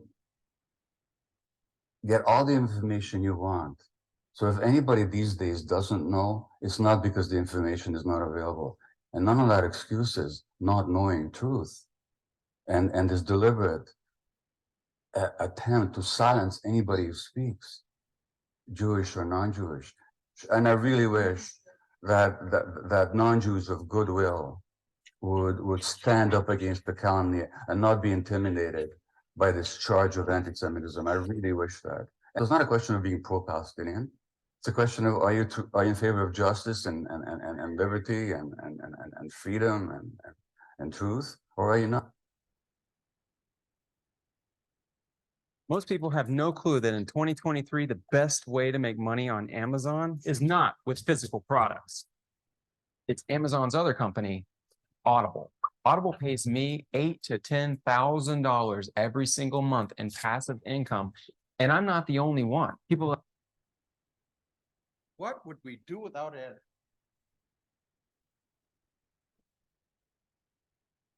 Well, it's been a very rich and packed morning, so we deserve a break. We have 45 minutes for lunch. Again, when you hear the music, that'll be the cue to come back so that we can have our annual business meeting for Pax Christi, Massachusetts. So enjoy your lunch.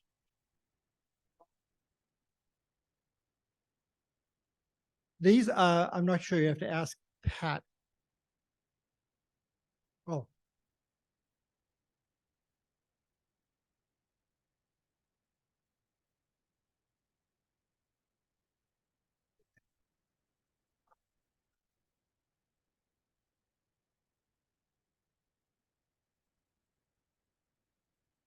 Okay, we're just urging you to go visit the Resurrection Garden where the stones are laid out, the installation, go out this door and go around the parking lot, just follow the parking lot around the corner and you'll see what?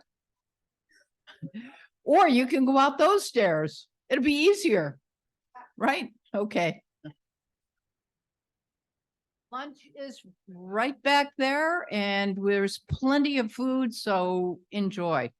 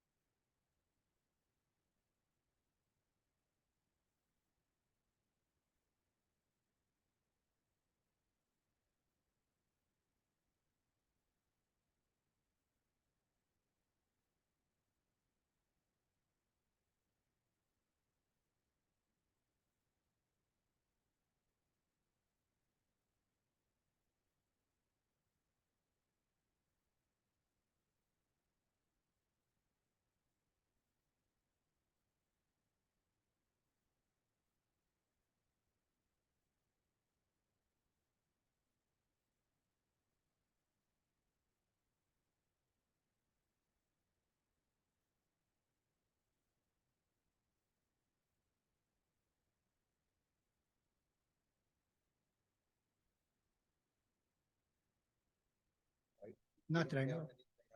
Let me shut that off. Okay. I can actually close the drapes. It might be a better look. Okay. Yeah, because we're all about the day clock. Well, I'm glad you see it that way.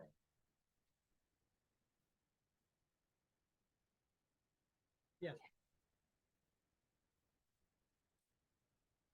A little bit, yeah. I need some people to sing with me on the second song, so I'm hoping they fill in. Everybody from this side is in. I'll go for the resurrection. Right? Yes. Yes, that's what we're doing now. Let me know whenever you want me to start. I'm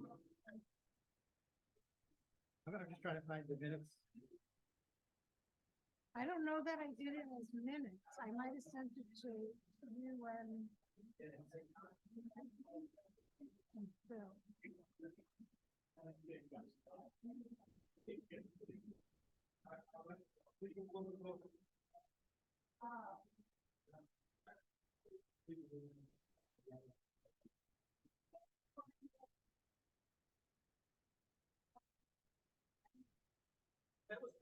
No,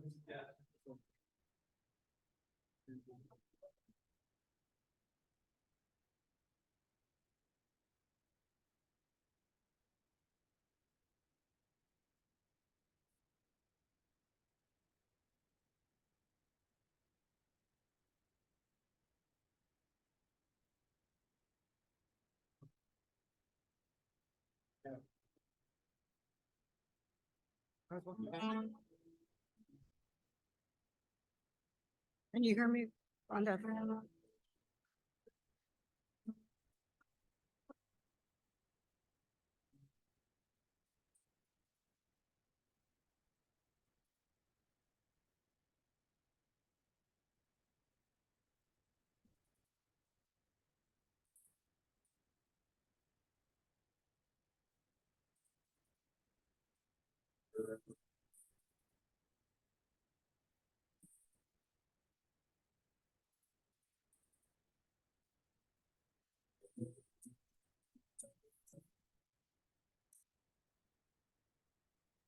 I woke up one morning, none of the news was good.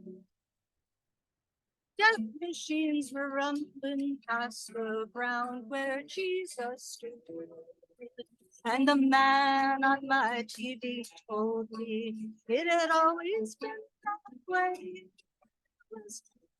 Than anyone do or say.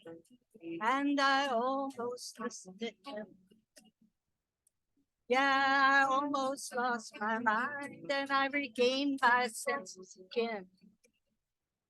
Looked into my heart to find I believe the coming day when the children of Abraham laid down their swords together in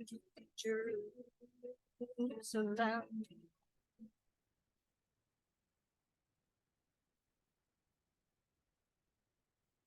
Maybe I'm only dreaming. Maybe I'm just a fool. But I don't remember learning how to hate in Sunday school. I know somewhere along the way I strayed and I never went back again. But I still find some comfort now and then.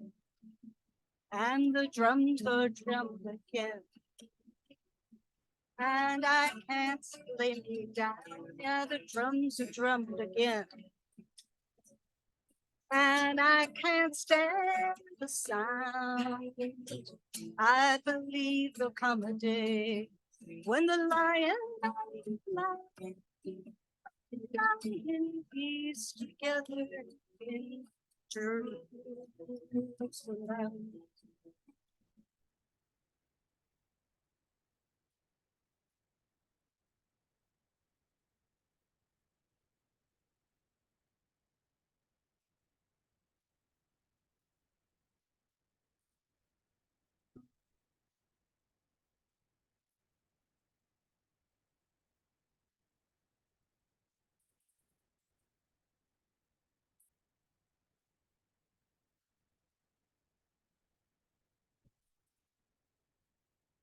And there'll be no barricades then. There'll be no wires or walls, and we can wash all this blood from our hands. And all this hatred from our souls. I believe that on that day, all the children of Abraham will lay down their swords forever in Jerusalem.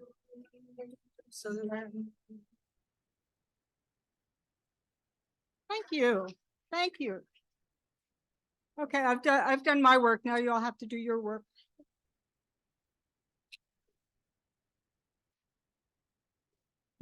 I have another song.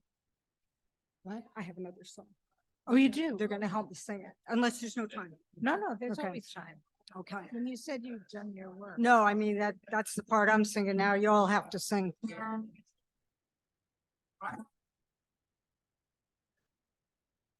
Okay, this is a song that has the same kind of note of hopefulness to it, but I need you all to sing with me. And I don't really know this song. So as Father Rocco said, it's a process. And Father Rocco, when you hear your name, don't be startled.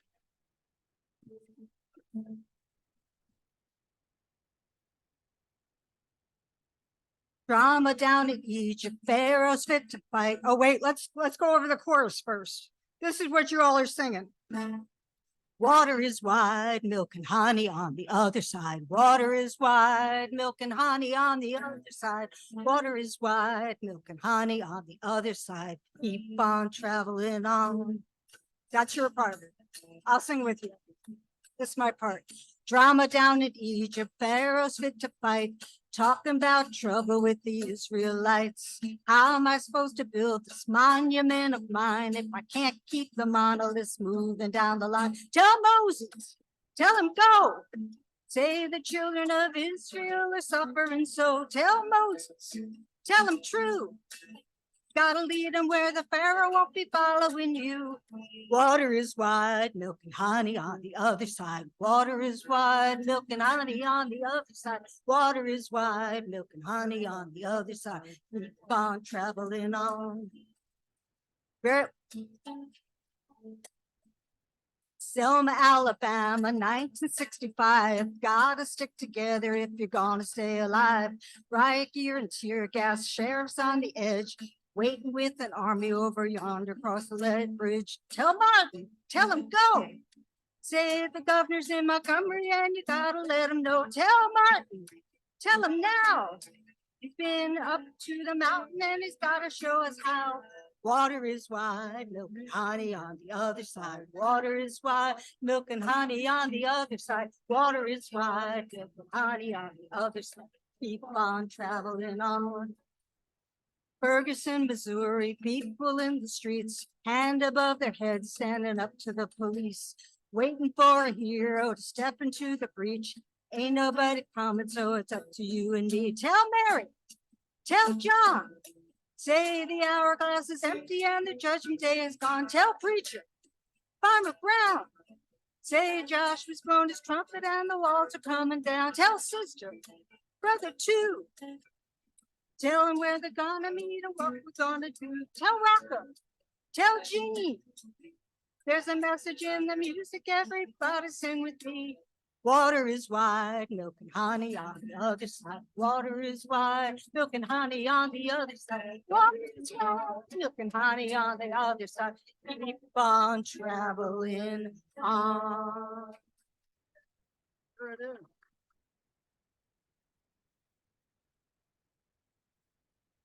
Well, welcome back, everybody. Welcome back to those on Zoom as well. Where's Lyndon? Come on up. We're going to do a clarification. Sister Tess Brown had offered that question or response to the group sharing, and it was something that we just weren't aware of, what covenant meant. And so she sent a text to clarify what that is, because that is embedded in a lot of Massachusetts law. So Lyndon, who's a lawyer, is going to tell us all about it, and a good friend of Tess. Yeah. So Tess just is watching remotely and was concerned that people have an accurate understanding of what she was trying to convey. And she sent me a text and I sent it to Father Rocco who can share it. It's a link about these restrictive covenants that continue to exist in property deeds in Massachusetts. And they're written into the deeds and they legally, I guess, restrict ownership. So when property is conveyed, it's not allowed to be conveyed to Black or Irish people, written right into the deeds. So this is a problem. Obviously, it needs to be addressed, and that's what she was trying to raise. Yeah. Oh. You need the mic. Sorry, I forgot to ask you to do that. Or you can speak right here. If you want. Yeah. Yeah. Right here, Valerie. Go ahead. Hi, my name is Valerie. I just wonder how, I understand when those covenants were written, but I just wonder how in 2023 can we legally justify that level of discrimination that's written into codes denying entire groups of people the opportunity to purchase homes. Yes, that's why I think that they're of questionable legality. But there is an article that Tess forwarded to me that I sent the link to Father Rocco so he can share it out. It's from a WBUR article on this very topic that I think will go into greater detail because it is complicated. But that's exactly the point. I mean, how can this be, right? I mean, I think it could be challenged, but like so many things, you have to have the means to file a lawsuit, you know, in order to remedy the wrong. Yeah. But there are legislative ways that it can be addressed as well. So Father Rocco, I hope, can share this link, you know, with those of us, you know, who registered for the event today. Yeah, So because I just wonder how do they reconcile that with fair housing laws? yeah, it's inconsistent and I think it's illegal on its face, but it's still technically there. And so, you know, how to clean it up, basically. Thank you. Oh, thank you. It's like getting rid of our blue laws. Well, thank you. And the last session, and Lyndon's not going to be here for the last session. That's when I'll give the link that Sister Tess sent us. So, without further ado, then I'm going to invite Jean to come up to begin our business meeting. We always have to have a business meeting each time we gather for assembly to keep us legitimate. So Jean, she'll give the secretary's report. But before that, I wanted to thank, I won't say our sponsors exactly, but our visitors who have informational tables, which would be the St. Francis and Therese Catholic Worker House. It would also be the Massachusetts Catholic for Indigenous Rights and the Palestine-Israel table. And I would encourage in addition to the people I introduced before who have books, I would encourage people to visit those tables for really rich information. So the annual report for 2023, since the last assembly, Pax Christi, Massachusetts is working on two main initiatives, nuclear disarmament and outreach to youth. We have held an assembly, a retreat, 4 quarterly board meetings, 3 of which were virtual and 1 which was in person as a retreat, as well as several ad hoc and support meetings. I'd also like to mention that our board meetings are open to members if you'd like to attend, or to the Zoom ones to Zoom in. We have published 2 newsletters and we have a web page. We also do a lot of co-sponsorship with other like-minded organizations, such as the Good Friday Stations of the Cross, Agape's St. Francis Day celebration, and the Golden Rule's arrival in Boston Harbor. Our local groups also co-sponsor events such as a Hiroshima Nagasaki remembrances in many of our local groups, work with Campaign Nonviolence, Mom Demands Action, and Mass Peace Action. And that is our annual report. And that's it. A lot of work went into that short little paragraph. I mean, during the year, not last week, right? And I'm just going to present the treasurer's report. We currently have following amounts in our saving and checkings account. In savings, we have $5,000.97. And in our checking account, we have $2,288.73. To date this year, we have received $500 in gifts, not including the donations that people have been generous enough to give us today. This is $2,000 less than we received last year. And it is apparent that several regular donors have died. And we, as our former treasurer kept telling us that this was going to happen one day, of course. So we did not receive those donations. And I just hope that in the future, there'll be others who may step forward. We greatly appreciate the generosity as well as the incredible kindness of those who are most generous in giving us donations. Of course, we could not exist without the support of so many people who have made these donations, not realizing how significant and meaningful each donation is to us. Last October 29th, we began our hybrid meetings again after our stepping back with COVID, with our celebration right here at St. Susanna's. St. Anne's is my parish, at St. Susanna's.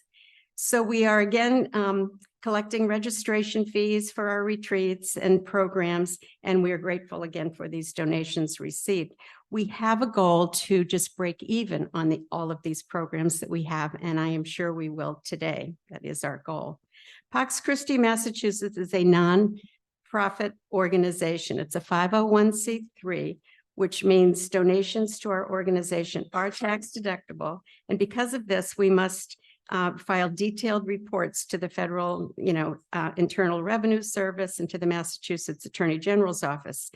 Funds that we spend must align with the purpose of the organization, which is to promote Catholic social teaching. Over the years, board members have carefully monitored spending, devoting our funds to projects such as our semi-annual newsletters, our yearly spring retreat, and our fall assembly. We have also co-sponsored events with other groups to bring attention to our social justice issues. One excellent use of our funds is to award local groups grants of money in order for them to have their events. And this year, over this past year, we provided 3 grants, 2 promoting Archbishop Wester's pastoral letter on nuclear disarmament, one was a joint one to St. Susanna's in Pax Christi, Massachusetts, to spread the word, and also to our La Salette local group that had a very successful program last month. And I know there is a representative here, Linda's here, if anybody wants to hear about how that went. We also gave a grant in Western Massachusetts to the socially just community. I do have some really good news. Charles Gobron, who was my predecessor, has agreed to be the assistant treasurer. He will be serving off board, but I'm delighted to have him continuing to work with us. And finally, if there are any individuals interested in assisting or offering service as we manage our financial, all our different financials, please be in touch, especially if you like to fill out forms and do things electronically. But we do get that done somehow. But I thank you all for supporting Pax Christi, Massachusetts, and continue as we move forward. Thank you. Any questions?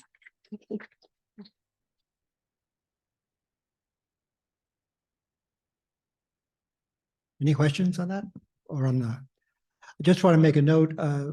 We did videotape the program that La Salette Shrine did have on disarmament. Peter Metz gave a presentation.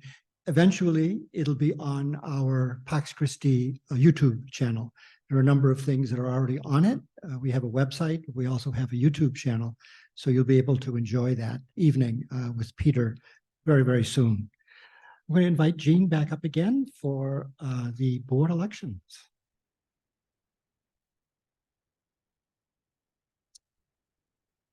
Okay, we have a board of directors who kind of plan events, but also try and guide the direction of the movement. And as I say, we meet 4 times a year and as needed, but every year, half of us are up for election and half of us, because it's 2-year terms. So what I'd like to do is we have 4 new members this year, and I'd ask them to stand so we can meet you. And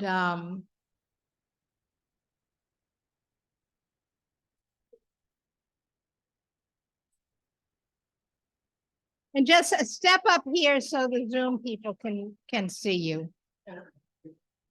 Oh, never mind, you don't have to move. So we have Kathy Hubert, Linda Taylor, Deacon Bill Toller, and Ann, I don't know that I'm going to say your name right, so could you say your name? Kaposha. These people, we would ask if anybody is for them to say aye. Aye. Anyone opposed? Oh my goodness. And then I'm going to ask the other board members to stand up, which would be Father Rocco and Phil, Nancy Carapeza, and myself, Pat Ferrone, Mike Moran, Irene Descharnay, which I may be saying wrong, Sister Rita Raboyne, and Sister Linda Bessam. And I think we're all here. And what I would just ask is that if we could affirm those who are due for election next year and elect those who are due for election this year, because somewhere the piece of paper with the distinguishing who they are got lost in the ether. Yeah, I said Phil. He's the co-coordinator. All those in favor of letting and opposed? We're such an agreeable group. And then lastly, if there is anyone in the group who would like to self-nominate to be a board member, I guess you could stand up. Yeah. Okay, then. Thank you very much. And that, I believe, oh yeah, the next is the most important part of the day, where we honor one of the members, well, actually, it's not always a member of Pax Christi, but one of the people who embodies the work of Pax Christi, the peace of Christ. And what I would like to do is ask her nominator to come up, and it's a her. So all you guys, sorry, to explain why this person embodies the ideals of Pax Christi. And that's Reverend Deacon. Bill Toller is the nominator. And as you can see by seeing her, Anne Gagnon is our recipient. And she is the best. And her name will be on the stanchions next year.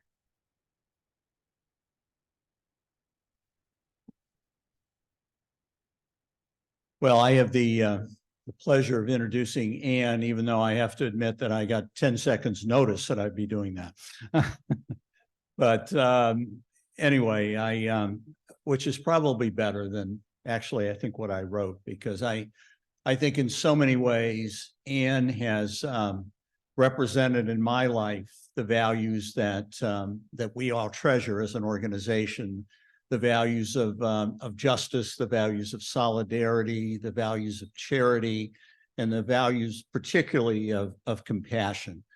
So many things that Ann has been involved with in our Holy Cross Mary Mother of Hope community, and she continues. Every Sunday morning, we make 400 sandwiches for the homeless in Springfield, and we couldn't do that without Ann. Ann has been in so many ways the soul of what we do, and what we've done as really a community of people that have been formed in just faith over the years, that numbers over 300 people in our neck of the woods. And Ann is really, I think, the spiritual encouragement, the spiritual value, the spiritual leader of all the work that we do. And she's been a founding member of Greater Springfield Campaign Nonviolence, which is part of Pace Bene. And I think most of you Pax Christi members know about that. And Ann was one of our founding members, along with Sister Jane Morrissey, who said to us after one of our Pax Christi masses, we really should get involved in this. And as with so many things in our area, Sister Jane is often the great encourager, and then we've got to go and do something with it, Jane, right? And I often say that Jane's spirit emanates that, but this is another person that absolutely represents those same values. And the list of accomplishments were in the nominating form. I'm not going to go through all of those, but it's my great pleasure to introduce our Peacemaker of the Year. And I call her Ann Gagnon too, but it's really Ann Gagnon. I'm going to correct that. And so Ann, if you would like to, I have the honor of presenting this along with a very special gift that will be part of that. But it says, Pax Christi, Massachusetts, Peacemaker Award 2023, Ann Gagnon, for her faithfulness to peacemaking in its many forms and her tireless advocacy for the poor and marginalized, dated today. And you are it, lady. So if you want to say a couple of words.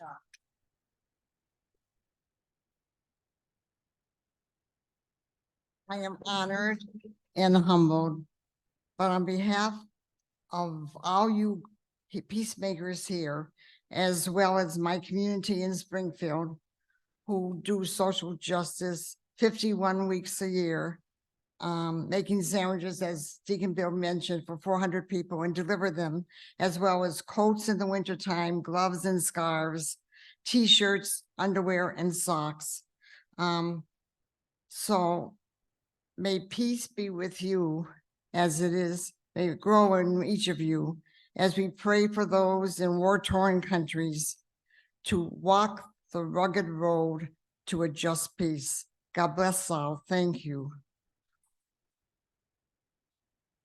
And so, one other thing is, I've been making these little flags that you notice on the walls, and in honor of the Peacemaker this year. So this is for you. You can hold on to it for the end of the day, but unfortunately, it goes back and then we display it later. So maybe you'd like to just hold that up, and maybe they'll get that on film, and you can.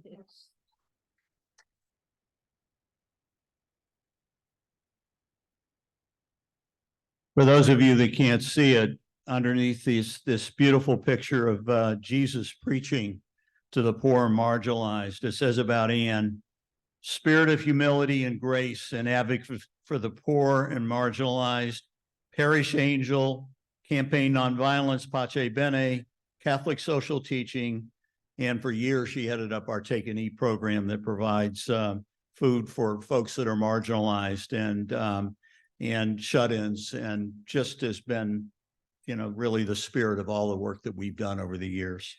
We love you, honey.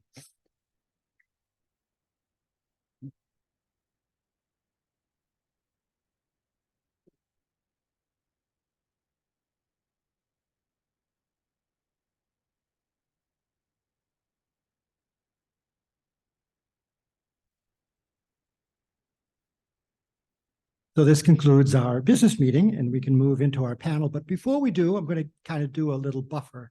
A couple of things came up.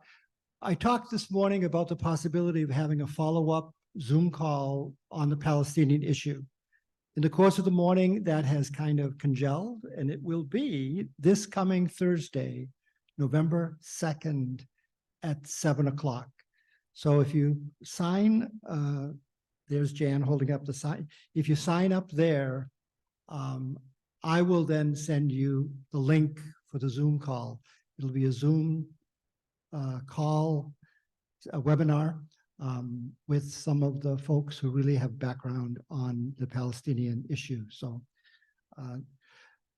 Pat also asked me to announce that there, you know, one of the things that Jean was talking about that we were focusing on this year in Pax Christi, Massachusetts, was the whole abolition of nuclear weapons.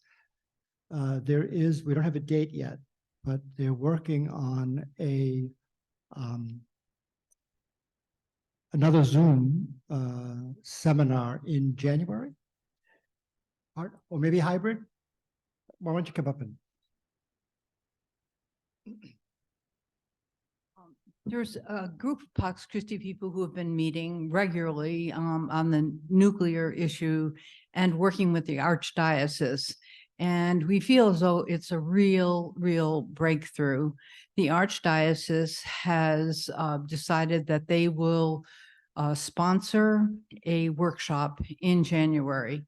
And at the workshop will be Archbishop John Wester, who is the author of the booklet over here, Living in the Light of Christ's Peace, Marie Dennis, who has been the head of Pax Christi International, and Dr. Ira Helfand, who is a Nobel Peace Prize winner for his work on eliminating nuclear weapons for many years. So this is really a dynamic, wonderful thing that is happening, and we've been meeting with the Archdiocese, and that's going to be sometime in January, and we hope that it's going to be a hybrid event. So if it is, all the people in the Boston area should come and support it.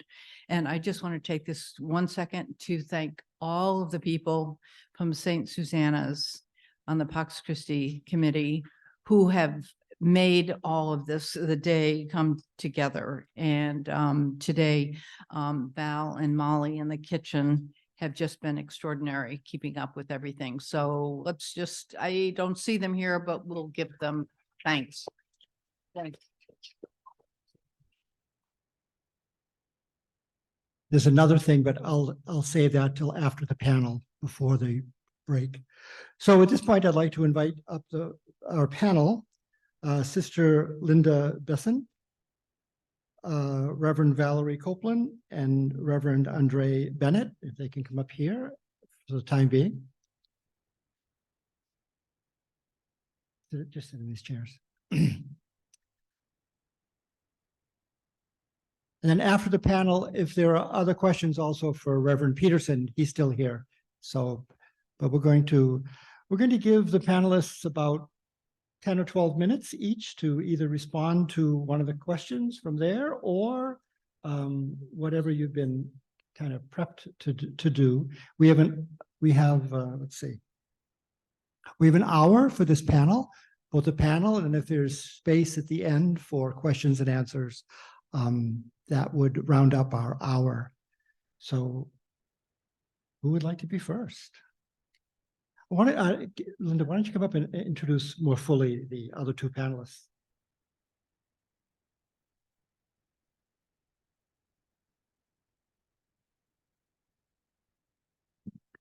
I consider these two people such a way of helping me move on in the struggle and sometimes pushing me to move on in the struggle, along with Reverend Kevin Peterson. So seriously, Reverend Andre Bennett, I have known through Zion Baptist Church in Lynn. How many years have you been there? At least 10, 12. So that means I've been there for I'm here for 12 years too. Wow. Okay. In Lynn, he is the youth pastor and does an amazing way of connecting the youth to be engaged in who they are and even in the church itself. And Reverend Andre is also the president of another organization that I am a part of, Essex County Community Organization, or ECHO for short. That is the group on the North Shore that is looking at important issues from an anti-racist lens, for sure, and they're led by people of color. So whatever comes up in the community becomes the organizing issue, and we do a plan in light of that. And so I'm very grateful to Reverend Andre. And another beautiful, in many different ways, woman is Reverend Valerie Copeland. She is the pastor? It is the pastor of Neighborhood Church of Dorchester. Right. I sometimes mix that up, sorry. And she has been most instrumental in the work that we have done around changing the name of Faneuil Hall. I think you saw her picture many times throughout that, and that was an excellent, whoever took those pictures, boy, they really captured very special moments of throughout this Change the Name campaign. And I'm sure that's why that resolution passed 10-3 on Wednesday, because of the work that really you have done, Reverend Valerie and others in the group, and John Gibbons, Reverend John Gibbons is back there. He's also part of a little reflection action group, and Craig Simpson, who did, he was here earlier.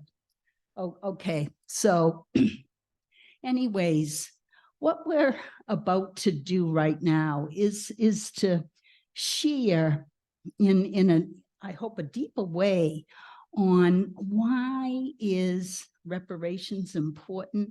Why would we even think of moving in the direction of involving the local community to in many different levels, to be involved in breaking down, dismantling the racist structures that are throughout not only the city of Boston, but throughout Massachusetts and in the world. So I'm just very grateful to have these companions on the journey, to share their insights in this, and I hope it's going to generate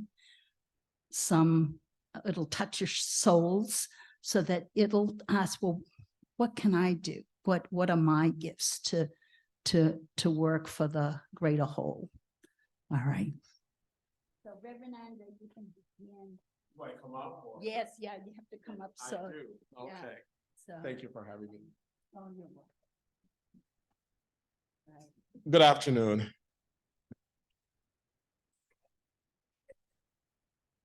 just 6'2", that's all, nothing much, not much. I am the Reverend Dr. Andre Bennett. I serve, as Sister Linda said, as the pastor of youth and young adults at Zion Baptist Church. 12 years ago, I was called to Zion Baptist Church in Lynn from the church I was previously serving as the senior associate minister. And I was called to serve as the worship pastor at Zion Baptist Church. I responded to the call. It is important to note that at that time, I was only in this country for about 2 years at that point. I came here with my young family, kids. Well, they were young, but not quite young.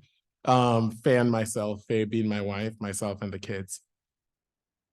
We came here, straight here from Jamaica. Now, Faye got here about 1.5 years before the rest of us did. Faye and myself had just completed our master's degree at one of the country in Jamaica, one of the country's most prestigious teachers college, Michael University Teachers College. Faye did her master's in special education, and I did my master's in career development. There was a school program that came to they have that week of graduation exercise when you complete college, and there was a job fair situation, and there was this organization from America that came to do recruitment of special education teachers, special eds. And Faye was recruited to come to Massachusetts to serve as a special educator. Well, we weighed the pros and the cons, and we decided it's a good idea for her to come, and I will come later. We thought, and to some extent still think, the social conditions in America are a little bit better than the social conditions in Jamaica. There's a lot more opportunities for young kids. At the time, 17 years ago, our eldest child was 9 years old at the time. She's now 29 years old. So our kids were young at the time. And we looked at what life would be like raising our kids and what the opportunities would be like. So the decision was made for Faye to come here. 3 months in, we found out that the bi-coastal relationship wasn't going to work. Faye was in a country that she knew no one. The weather is very, very, very different. And her family was back home. And so every night I was on the phone until 4 a.m. in the mornings, comforting a crying wife. And when she does come home, it became a little bit of a tug of war in the house because she's been away for 3 months and the kids and I are bonding in different ways. And now she comes home and I have to separate from the kids a little to give my wife some attention, and the kids weren't. So it was just disrupting our family. And so the decision was made for myself and the kids to join her here. Fast forward, I came and served at Zion. I was serving at City of David, and I was called to serve at Zion Baptist Church as a pastor, the worship pastor. I got to Zion Baptist Church and I thought it was great. Zion Baptist Church is 121 years old. Where it's currently located, what many do not know, Zion Baptist Church is actually 132 years old because it existed 11 years before on Union Street as Union Street Baptist Church. It was started up in Nova Scotia by descendants of slaves, and they came down to Lynn and they pitched a little tent on Union Street in Lynn, and the members were able to pull their funds together and build a board structure. Well, the white neighbors on Union Street in Lynn decided they didn't want a Black church in their community, so they burned the structure down. And the members, through their resilience, rebuilt their structure in the same place. And again, the neighbors burnt it down. And so the members pooled their funds together and they bought a plot of land where the church currently locates at 4 Adams Street Extension, and they built a church there. Well, fast forward to 2011, when I got to Zion Baptist Church, young man, 12 years younger than I am today, didn't have long hair like I do right now. Had, a very beautiful family. About a year and a half in my ministry there, the senior pastor resigned, and I became the acting senior pastor at Zion Baptist Church. And one of the first things I did that Sunday morning, how foolish I was stood up in the pulpit and say, oh, I'm not getting involved in the black and white war. Because what was happening is I had my office hours Tuesdays and Thursdays. And every Tuesday and Thursday morning, I get to my office, there would literally be a line at the door, mothers talking to me about the different things that their children are dealing with in the community and in the schools. One of the things that stands out to me today, I wish I had an apple right now to demonstrate, but one of the things that stands out to me today, a young mother with a son who at the time was about 2 years younger than my eldest son. I have 4 children. Her son was being registered. He had to be 13 years old at the time. He was going to be registered as a level 2 sex offender. He was 13 years old at the time. And the reason why he was going to be registered, well, the straw that broke the camel's back is he was sitting in the lunchroom and being a boy and a kid who do dumb stuff. I've done some of those in my lifetime. He took an apple from the lunch thing that he got, and he was sitting across from a female student, and he licked at the apple and bit into the apple. And the school thought that that was sexual harassment. And he went through the process. And what they agreed upon is that he is registered as a level 2 sex offender. This is no joke. 13 years old. He must get into college. He must complete certain programs. And if he continues on the path that they have laid out for him, then at the age of 21 years old, the registration will be dropped and his record will be sealed. Now, I personally saw the record, and there was nothing amidst all the reports, and he's had some issues in the school. There was nothing in any of the report that indicated to me, a father with 2 daughters, that this boy has ever sexually harassed a child in school. And so these were some of the issues as a young pastor coming in from Jamaica I was dealing with. And I remember I got so overwhelmed. I was in my very early 30s. I had 4 children. I had a wife. I was on a visa, the whole 9 yards. And I stood in the pulpit and I said, I'm not getting involved in this black and white war. I'm not getting involved in this race war. There is no racism. How stupid I was. How dumb was I? There is no racism. Mind you, it is important to note, not that I'm apologizing, not that I'm trying to justify, my stance at the time. It is important to note that I'm from Jamaica. We're all black as night over there. And so there is class issues, but I've never had to deal with race issues where I'm from. And I said that, I declared that in the pulpit to a congregation. Can I take this off?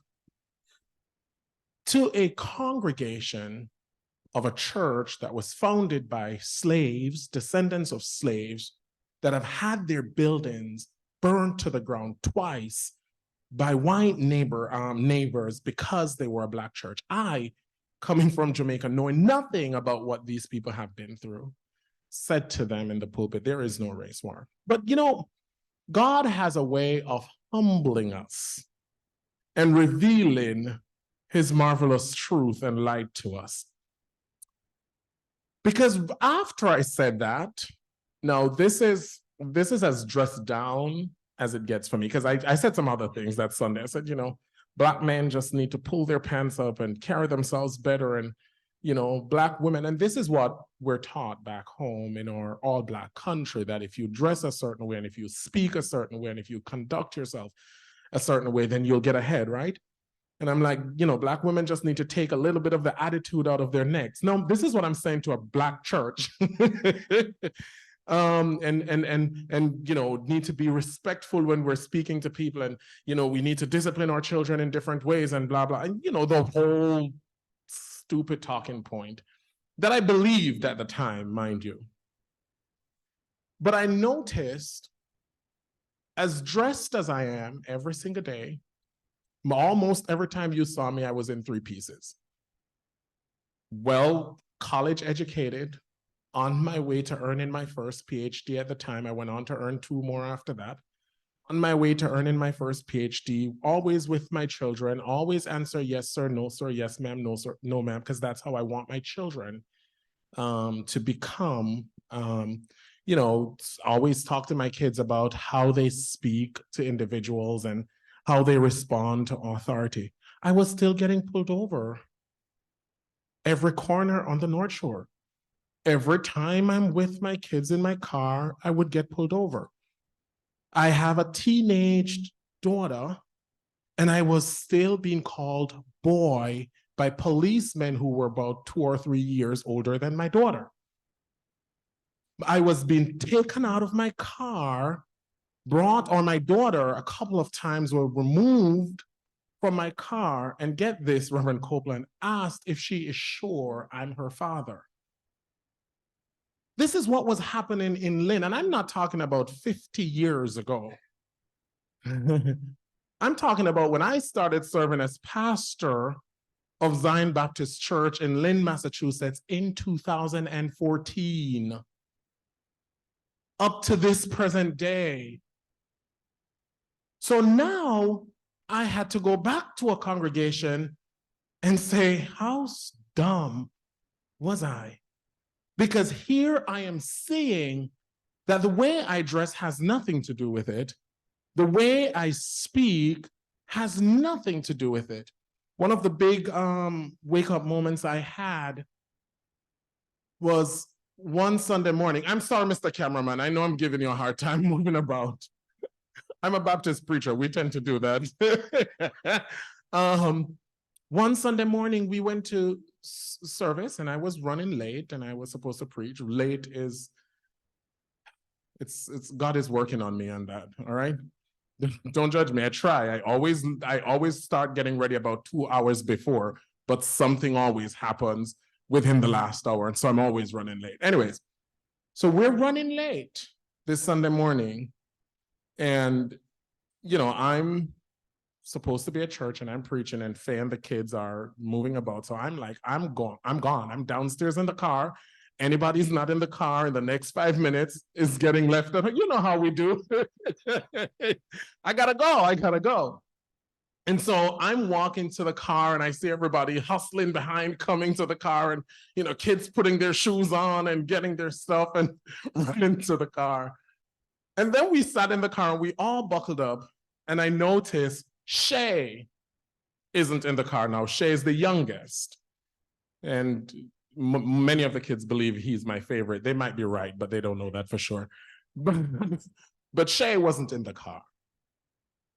So I said, where is Shay? And Faye said, he must be upstairs. I said, well, somebody needs to go get him because I need to go. And as Faye's getting out of the car, we saw Shay coming through the door.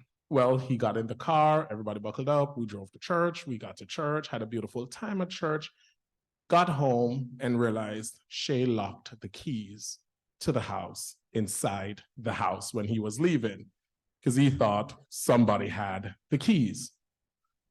Well, we lived in an apartment building at the time. We lived in an apartment building in Peabody, Esquire Apartments in Peabody at the time. We lived on the 3rd floor. And across the hall, you know how apartment buildings are. My door is here, there's a hallway, and somebody's door is here. The neighbor that lives across the hall calls me Dre. The only people that call me Dre are my wife and my children and very close associates. Nobody's allowed to call me Dre. The neighbor calls me Dre. So I knocked on my neighbor's door. She said, "Hey, Dre, how you doing? How was church today?" We had a good talk, and I gave her the story. She locked the keys in the house, the whole 9 yards. May I borrow a knife? She said, "Sure," and she closed the door. And I'm there, you know, Faye and the kids are downstairs, and I'm there pacing because I'm waiting. I think she's coming with something. I'm waiting. And I heard sirens coming. And so I looked through the little door. Keep me on time, okay? I looked through the little window thing and I saw 3 police cruisers sped onto the apartment complex. And they went in 3 different directions around to the back of the building. So I'm still there thinking about some of the choir songs that we sang, pacing the floor and carrying on. And she's not coming out. And I'm thinking, my family's downstairs and there are police around the back of the building. I probably should go see what is happening downstairs. I went downstairs, and as I'm going through the door, I heard the policeman asking Faye if she saw a strange Black man running from the building with a knife. So I thought to myself, Faye got angry because she doesn't have time for it. So I thought to myself, this is weird. So I said, is something the matter? Like, I stepped in right away, something the matter? And the police said they got a call that a strange Black man is trying to force himself into an apartment with a knife. And I said, hold on. I just asked my neighbor about 10 minutes ago to lend me a knife. And that's all I had to say. That's all I had to say. I was down on the ground in my clergy attire and all, and the policeman's boot was on my back in the presence of my 4 children and my wife, my screaming sons, because the call was that a strange Black man was trying to force himself into her apartment, and that was the call. Because the tape, the 911 tape was played back for us to hear it. Long and short of it is, you know, it took a while and there were some legal proceedings, and obviously we were vindicated. Luckily, Faye is the kind of person who drives around with everything, no matter how I yell at her to stop carrying some of her personal items in the car. But she had our lease agreement, she had our marriage certificate from all those years. She had it in the car, she had our visas, our pass, she had everything that we needed in the trunk of that car. And that is how I was able to prove in my full clergy attire that Sunday afternoon, after being handcuffed and laying face down on the ground with a policeman standing in my back, to prove that I wasn't a strange Black man trying to force himself into my neighbor's apartment. So when we talk about reparation, it's not just for things that happened 400 years ago. It is not just for injustices that have been perpetrated upon communities of color, and primarily Black communities 200 years ago. It is for things that are happening today. It is for things that we are currently going through today. Every time I travel outside of this country and I come back in, I am detained at the airport because I found out last year that I have a CR number. What is a CR number, I asked? Criminal record. Because I was arrested by a police officer in the city of Lynn for having one of my plates on my car falling off.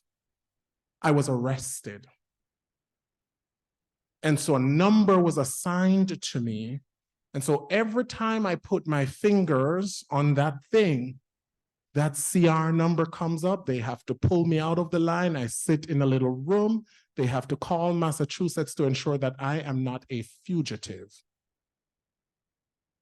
And that includes when I enter the country, sometimes at 2 a.m. in the morning, which means I'm sometimes detained up to 14 hours.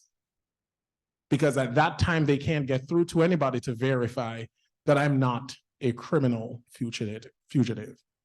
So these are things that are being perpetrated upon our communities today. And so when I hear people say to me, a Black man from Jamaica with dreadlocks and an accent, I don't see color when I look at you, that is a problem for me. Because you gotta see my color. That's the only way you can see my pain.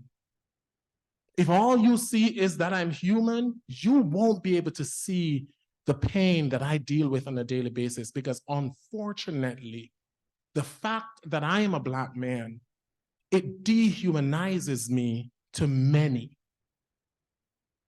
And it dehumanizes our community.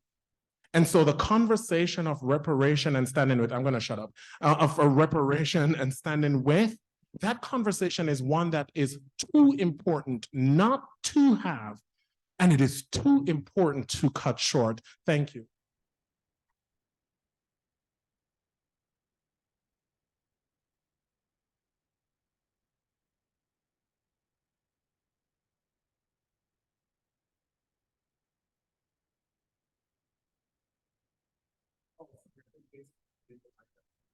No, sorry.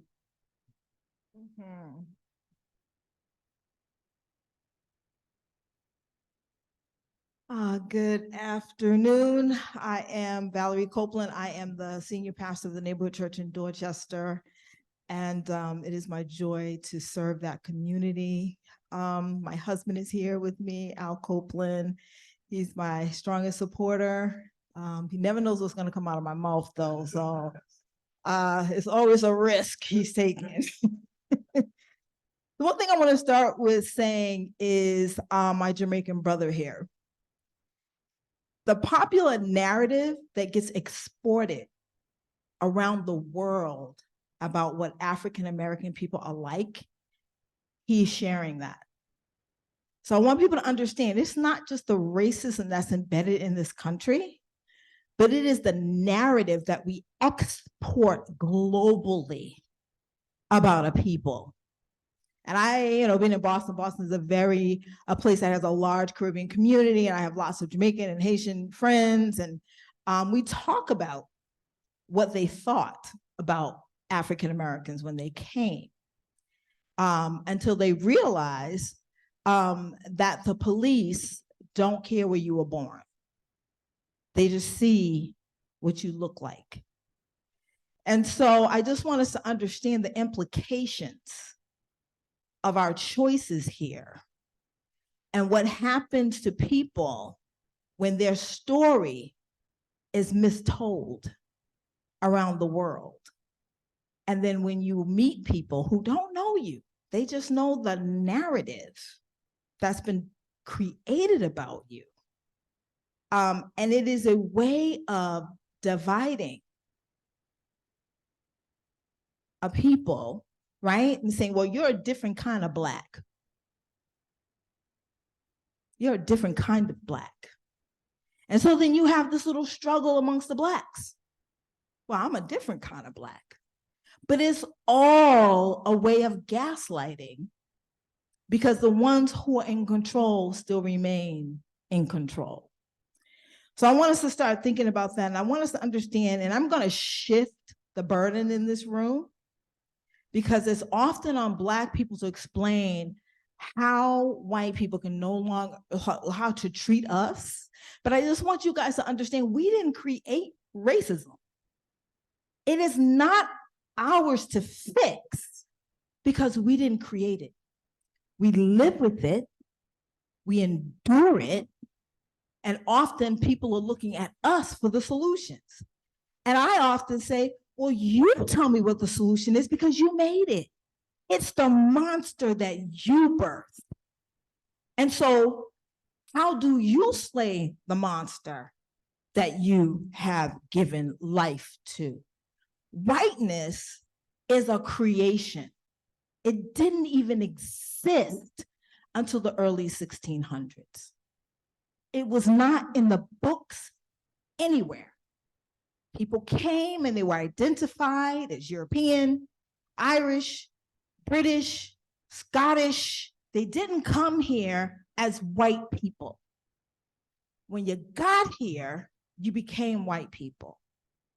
And whiteness was created for the sole purpose of distinguishing a people from other people. So Blackness is a creation in response to whiteness. Do you understand what I'm saying? When Africans came here, let me clean that up, were kidnapped and brought here, we didn't come here and say we're Black. That's not how we showed up. We showed up as kidnapped people.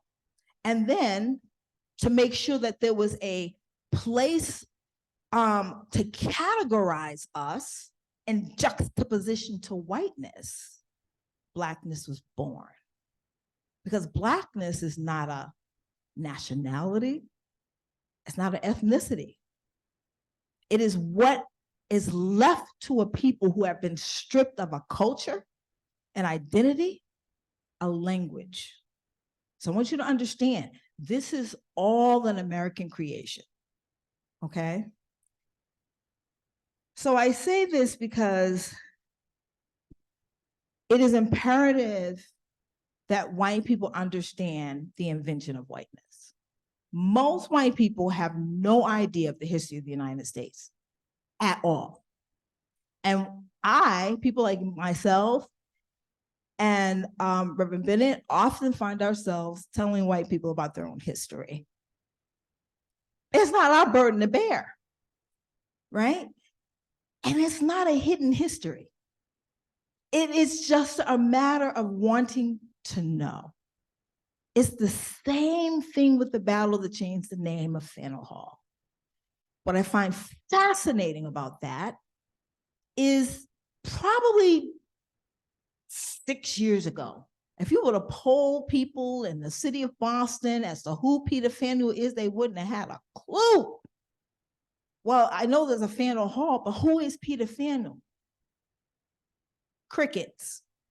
It is not until there's an effort to change the name that all of a sudden people want to hold on to the name and want to make sure that Peter Faneuil is codified in history.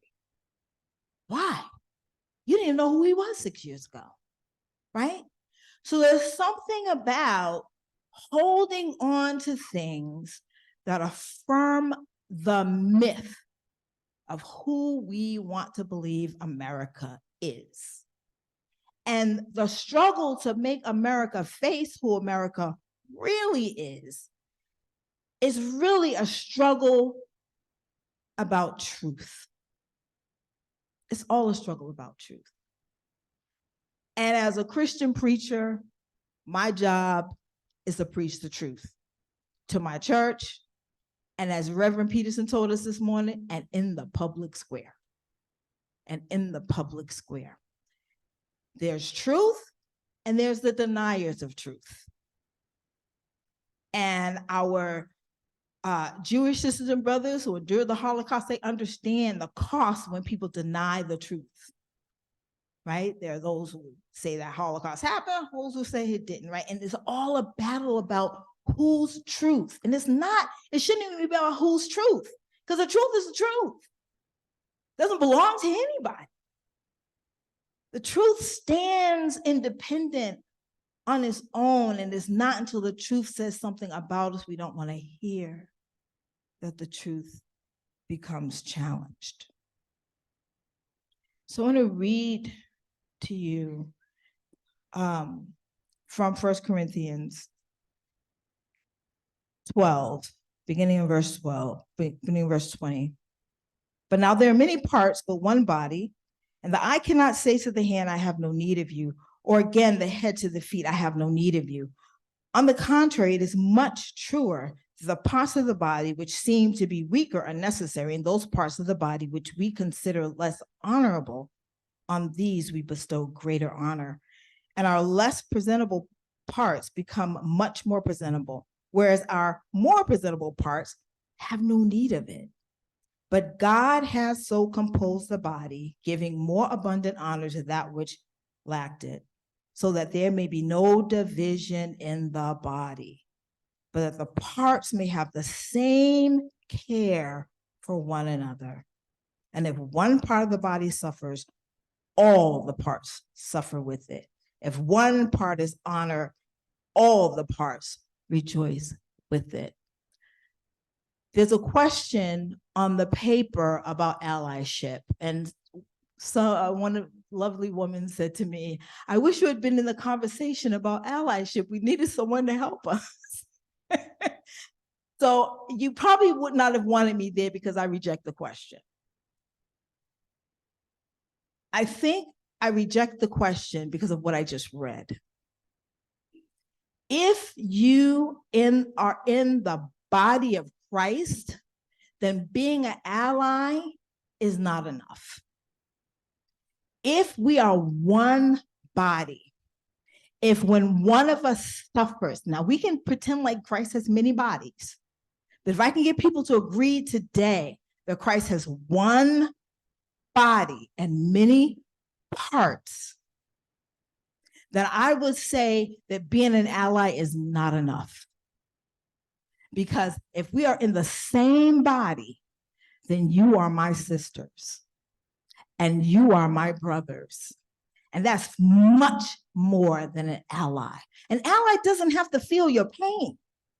An ally doesn't have to mourn when you mourn. An ally doesn't have to suffer when you suffer. But Jesus calls us to identify the suffering within his body, which is one body, and to try to suffer with others, to feel that pain. I would say being an ally is not enough if you are in the body of Christ. So I want to thank you guys today for being brave enough to have us here. We probably said some things that may be challenging. But I want to say to you that if we are going to be on a journey for reparations, reparations is rooted in truth. Reparations is rooted in correcting a narrative, repairing a history of lies.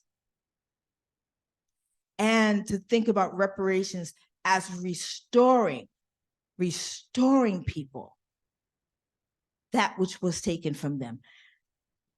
I'll wrap up by saying that the doctrine of discovery, it's a nice name, but I want to say the doctrine of discovery, if you look at it, is basically a document that allows people to steal what belongs to other people. It's that simple. You have permission to steal from other people because they don't look like you, because they don't worship like you, because they don't sound like you. So you can take what belongs to them. When the tax collector came to Jesus and he decided he wanted to be a disciple, Zacchaeus understood that he had to pay back what was stolen. 4 times he said, I will give 4 times what I took. So we want to think about reparations. Don't think you're doing me a favor. Think about what was taken and think about what it looks like to return it. Thank you.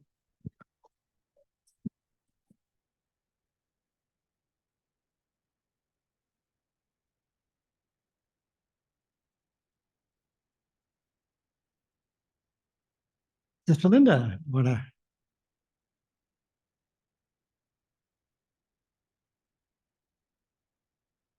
Round us up.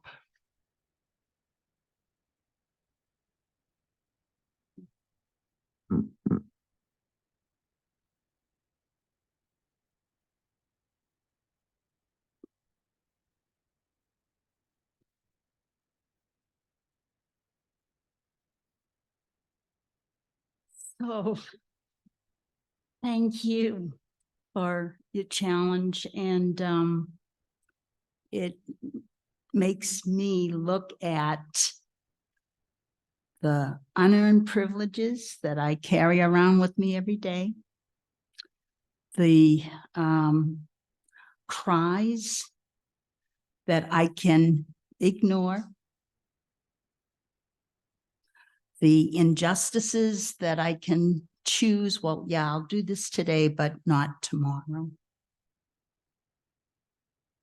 And being a member of the body of Jesus means that I need to be more than an ally. I need to be with other people who put the truth first, and sometimes at great cost. At great cost. But that risk can only bring us closer and deeper to truly be one body.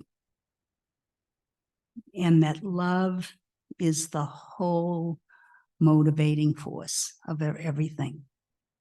And as Pax Christi, who is trying to move towards that vision of bringing peace, all of these dimensions that we heard today, we have to keep and pause and think deeply from our souls, really.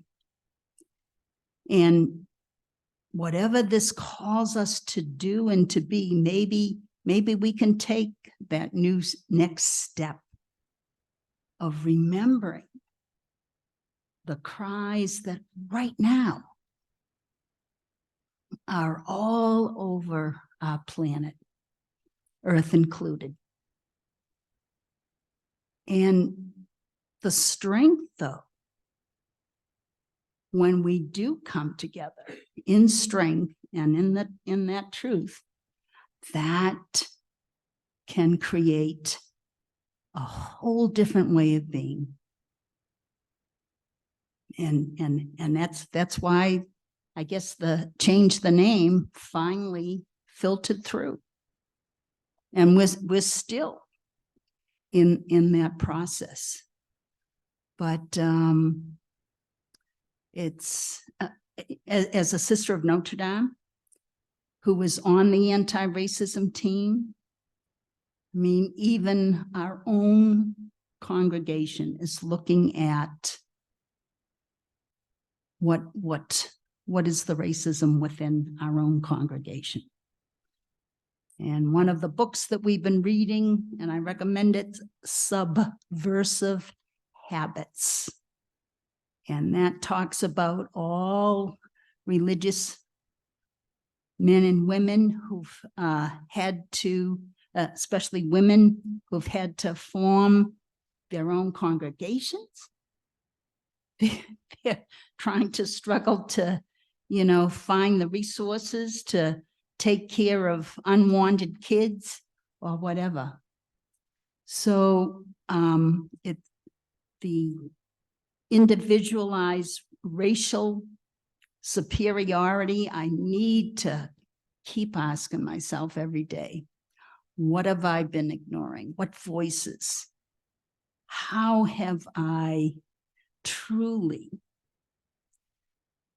suffered with, stood with, followed with, behind with, even maybe being pushed when I needed to be pushed, and continually to move on. And I think that is the challenge for each Pax Christi member, to take that seriously.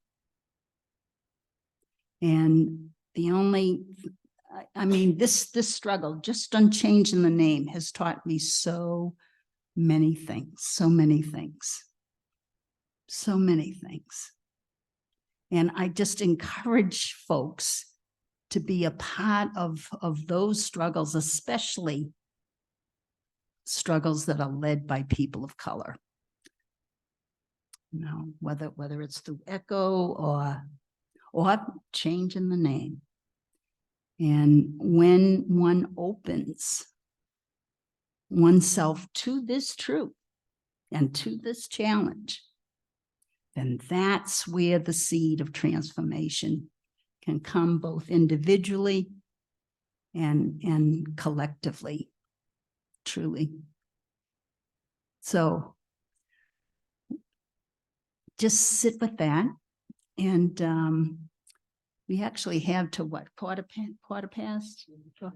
So, and then Reverend Peterson, if you wanted to say anything else or, okay. All right, just wanted to give you that opportunity.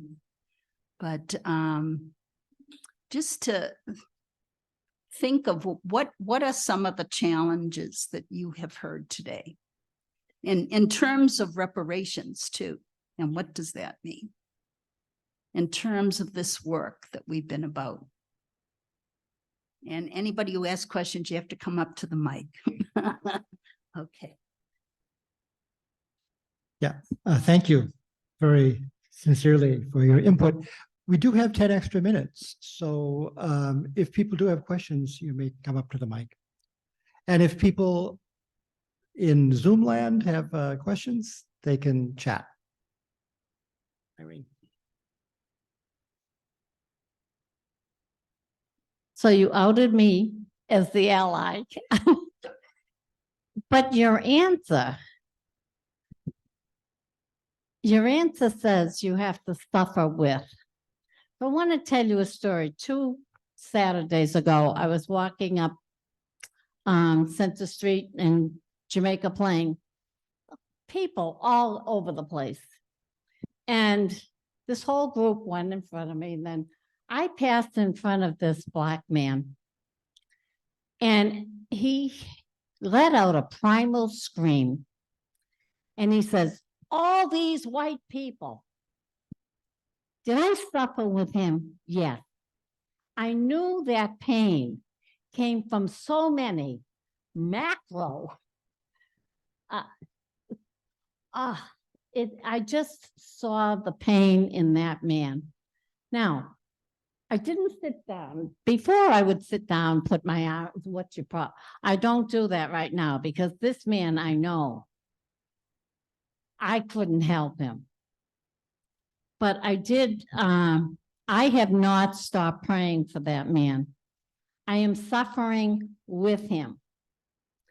Another time, maybe 5 years ago, we had a speaker. He was the head of BC Law, a Black man, the top of his game. And we asked him at the end, you know, talking about this whole thing, and how do you feel? Exhausted.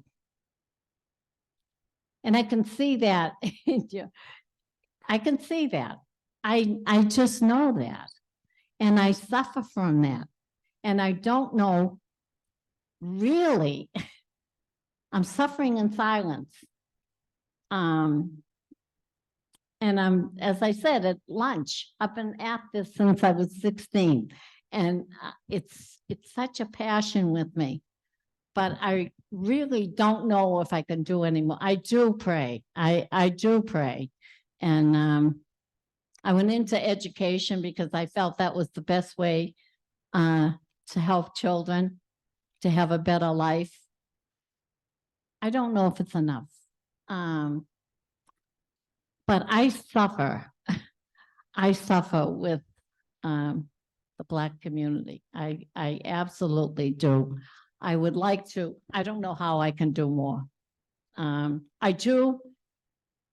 make an extra effort going up and down Center Street to address each Black person personally and to say something positive. I don't know. I don't know. But so that's my, you know, am I suffering enough? I don't know. My heart aches.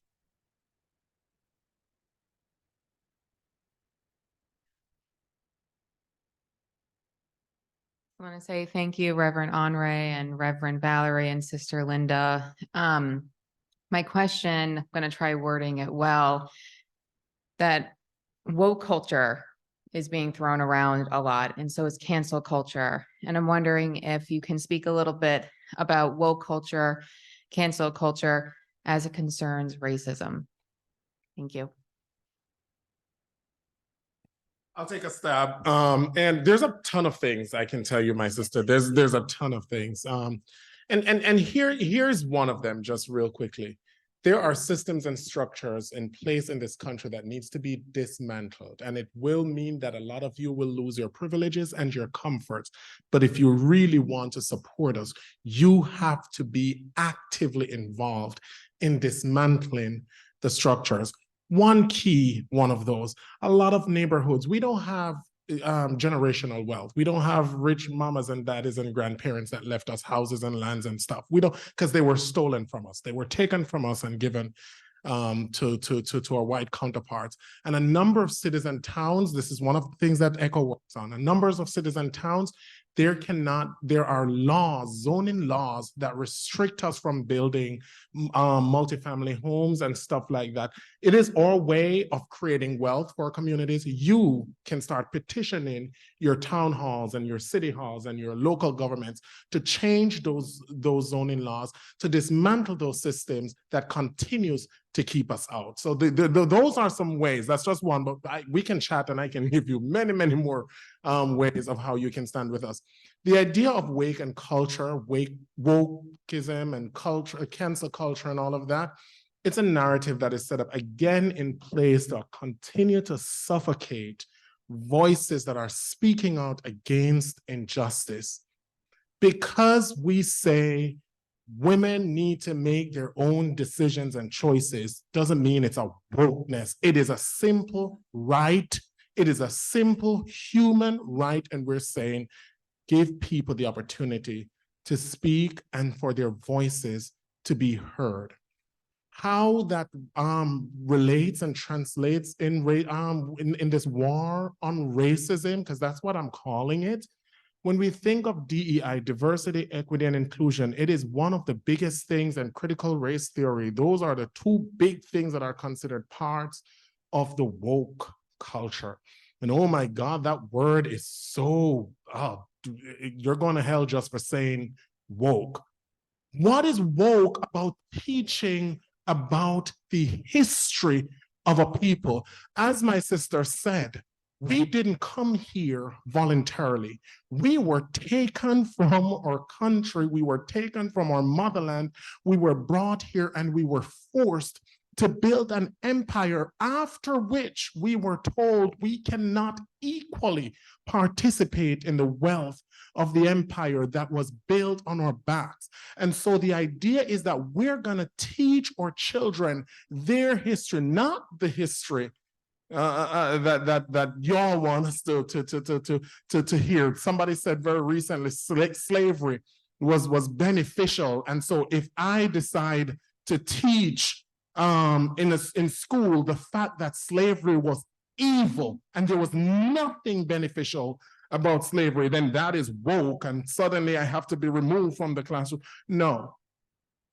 The term wokeness and woke culture is being used, is being weaponized to, again, it's a new way of suffocating the entire voice of a people and making sure that the systems that are in place that provides the rescue and the protection for racism and supremacy and unfairness in this country that has been perpetrated upon people for the last 400 years continue to be perpetrated upon people.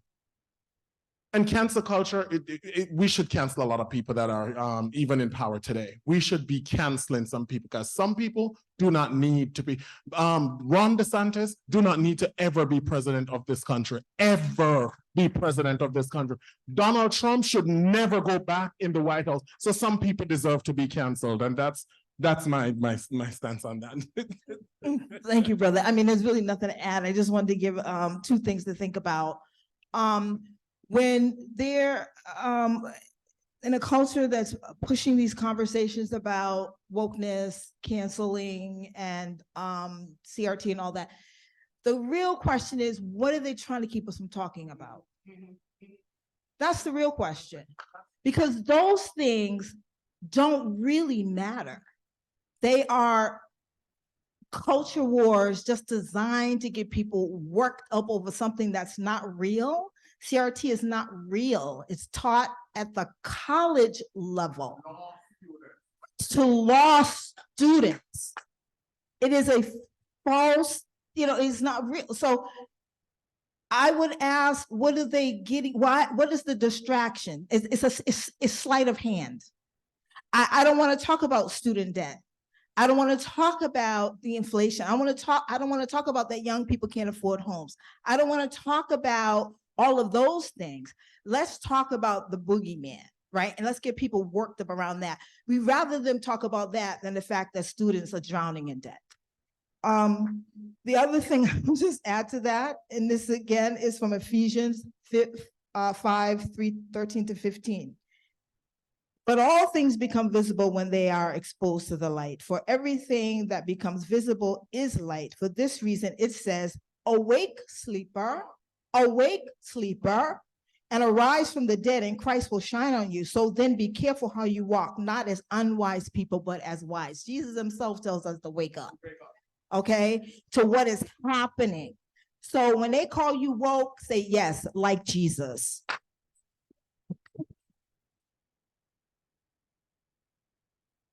Thank you. One quick one, because we're almost at time. Very quick. I grew up in a lily white neighborhood here in New England, and I went after I graduated from college to the Catholic Worker in Washington, D.C., where I lived a year and a half. And my future wife and I were the only white people for 2 miles in any direction. And I had a real kind of wake-up call of this. But something happened to me in the first week that made me think of something you said about your own attitude initially, that there's no racism. I had a little extra money, and I looked around the house, and I said to men, anybody want to go to the movies? I like the movies. So 7 of the guys said, sure. We all jumped in the van, and we drove down to Pennsylvania Ave and went to see a movie in Georgetown. Now, I'm in the line with all the men. We're talking.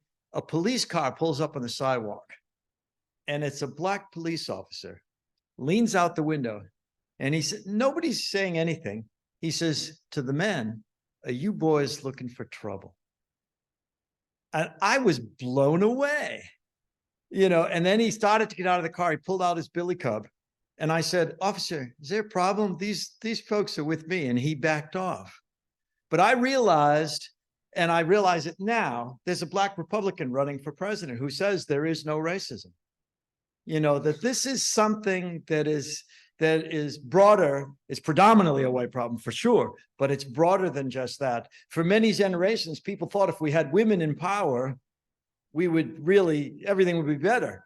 And of course, Indira Gandhi, Margaret Thatcher, and a few others proved that wasn't exactly true, because people of an oppressed group can still walk into the seats of power of the oppressors and act the same way.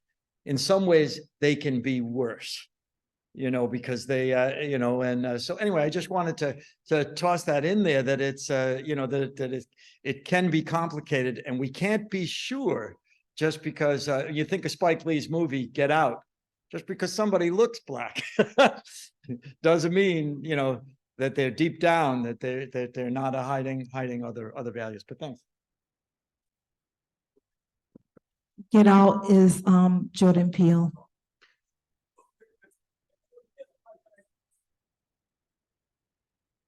Again, thank you. Thank you for your questions. And so I'm going to invite Phil to come, because Phil's going to lead us as we divide up into our groups, who for the next half hour can take what you've been hearing and hopefully out of that discernment move to some appropriate actions. Thanks. Okay, great. Thanks. We have a lot to talk about, a lot to reflect on. It's okay to be silent for a while before you speak, but it's also really valuable to get the opinion of people that you might not be used to talking with. So for that reason, we're going to try a little exercise. And if you don't like it, it's only for half an hour, you know, so it's okay. So you'll see there are little numbers on tables. That's table 1, 2, and 3 is in the corner. And table 4, 5, and 6 is right behind Scott and Sam. So what I'm going to ask you to do is to call off by 6, numbers 1 through 6. And so whatever number you end up with, that's the table you're going to be sitting at to discuss. Okay? I used to be a teacher. Okay, so let's start. We'll start with you, Rita, please.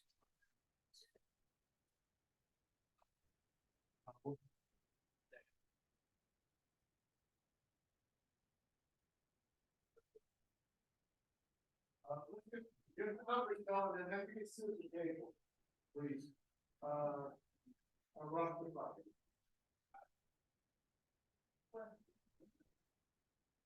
We don't want to play this game. See what happens? All right. That wasn't a great idea. Sit at a different table. I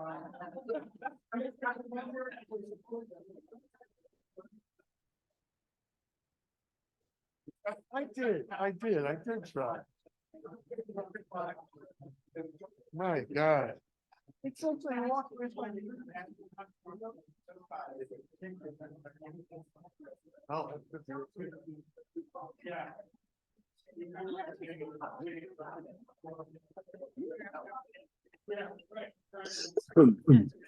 I know, I did. It was a good idea.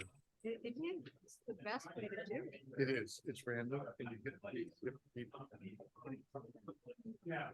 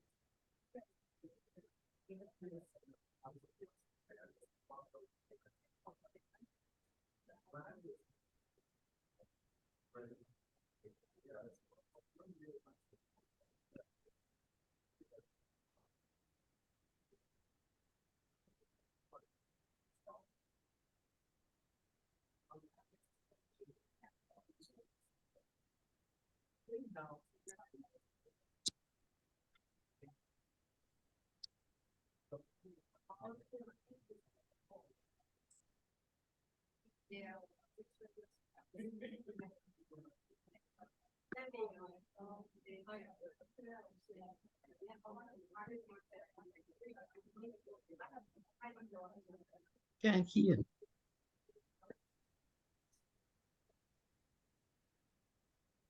Are there texts?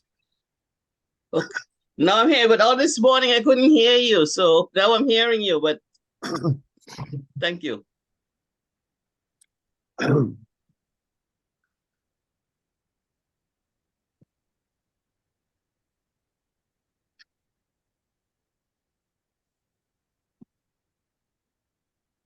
I'm not hearing anything.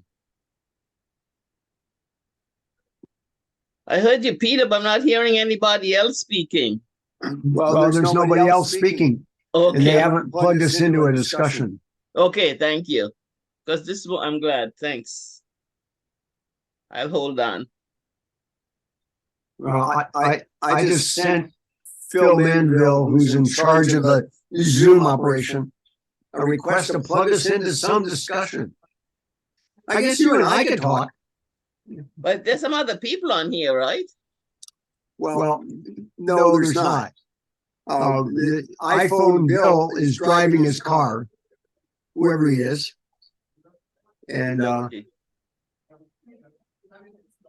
So just you and me? There's somebody waving. Who's that? well, that's iPhone Bill. Okay. So he's okay. But he's- iPhone he's- Bill he's- can't unmute himself because he didn't respond Yeah, when he's the host talking, sent but him a he's- signal. He's talking, but he has his mute on. He can't unmute himself because of He's the way driving. Phil Manville set the controls. Okay.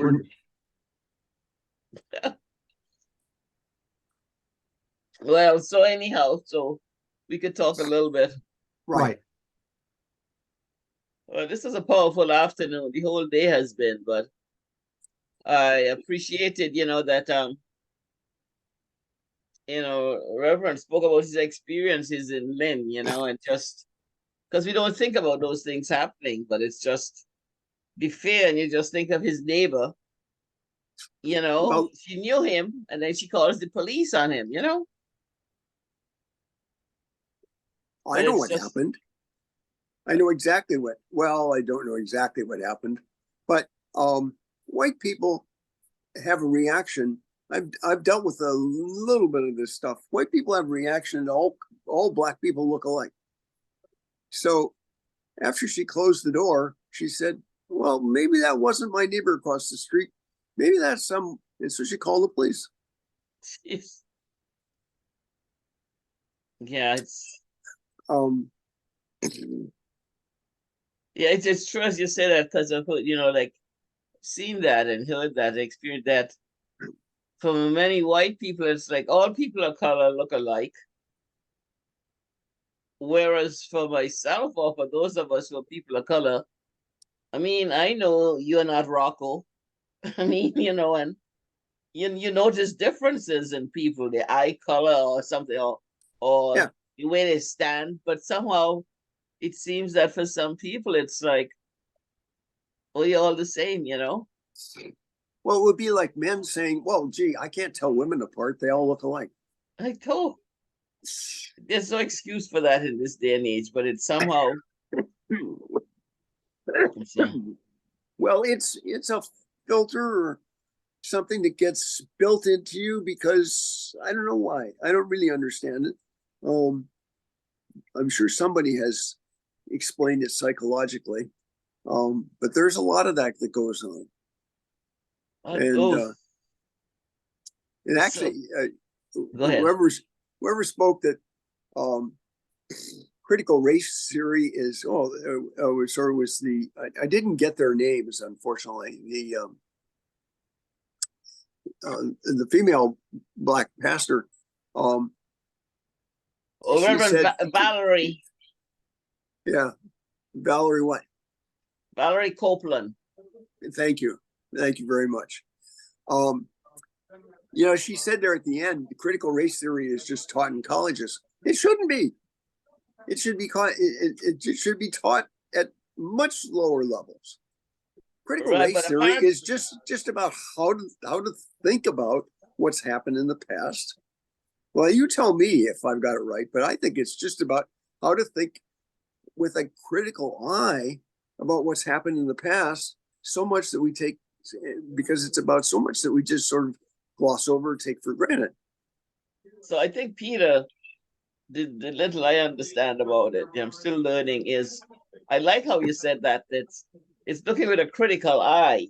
So I think if you look at that part, but the critical race theory it's like a legal term, and that's why it's taught at a higher level. But what has happened is people on the right, like so many things, woke or other things, they pick it up as a dog whistle, or something, not even a dog whistle, it's a bullhorn, and they use it to tap into people's fear and anxiety.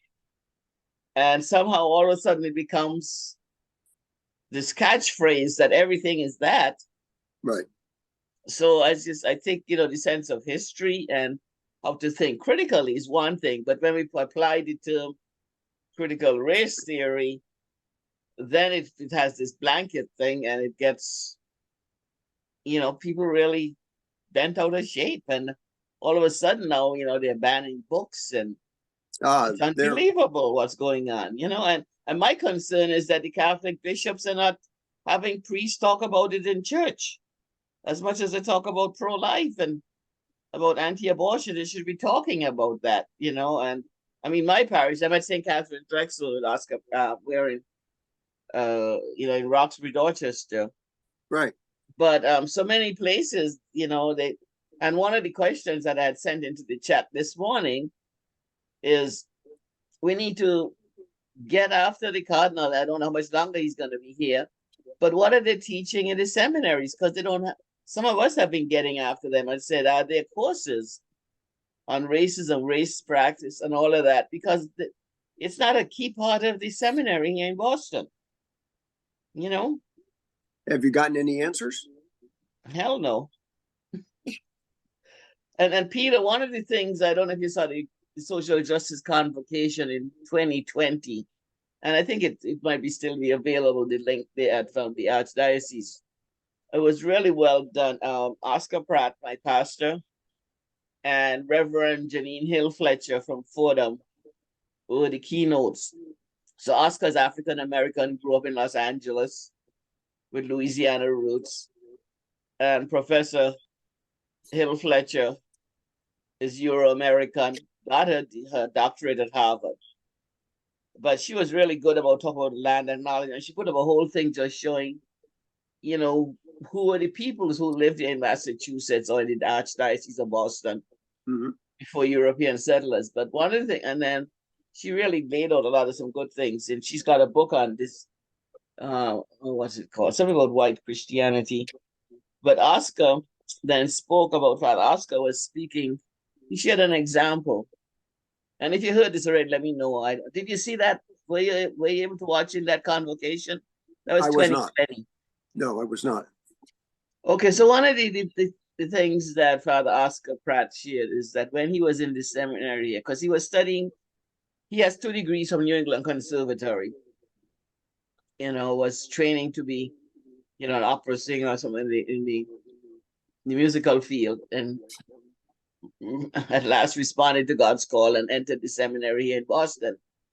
And so when he was being ordained, you know, the transitional deacon, the last month, before the ordination, you know, each candidate for ordination meets with the cardinal, met with Cardinal Law at the time.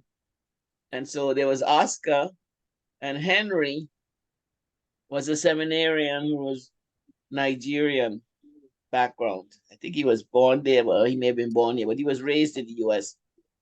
And so when Father Oscar before Cardinal Law told him at one point, you know, that you're being ordained for the whole archdiocese, you know, not just for your people. And so when Oscar and Henry talked with their white confreres after, you know, Oscar said, what did the cardinal tell you? You know, so Henry was told the same thing that Oscar was, but none of the white priests were told that. And, you know, back maybe about 8-9 years ago, maybe a little longer, it was before 2012. You know, one of the things we had heard is that none of the priests who were being ordained at the time, or who were in the seminary, the seminarians, they didn't want to go into Black and brown communities. They wanted a suburban community. But so if that's your stance, you know, you shouldn't be ordained. But that's part of the whole thing around it. And at one point there was even a guy in the seminary, you may have heard, I forget his name, but he was head of the Ku Klux Klan out of Connecticut, and he was a seminarian. So, and you know, we have people like yourself, all of us in the parishes, especially the suburban parishes. Yes, the priests are overwhelmed, that's one piece, but it's also to where is their heart and their understanding. And, you know, you have some priests who are allies who are working closely around this, but you have many priests who don't want to be bothered or who have drunk the water. You see many priests around the country are like against Pope Francis, you know, have the philosophy that the former president, some people have of you know, listening or supporting white supremacy. And so no matter what people do in their parishes, if the leader of the parish, the pastor, is not in sync with that, it still can only go so far. Right. And so how do we push to get that when, you know, like yourselves or other people in other parishes are trying to do some good or to change the narrative, that you have the pastor with you, even if you're not doing the work up front, that he's supported? Where do you live, Peter? Just as it says underneath, Needham. Okay, sorry. Okay, yeah, Needham. Okay, I'm in Quincy, but most of Right, my very good. ministry, Boston, has been in Roxbury, Dorchester, Mattapan. Right. I also did some with my public housing, in Charlestown and Southie. But again, that's part of it. So I've talked a bit, but so let's let iPhone Bill get in here. So Bill, Hi, okay, thank you. yeah, good.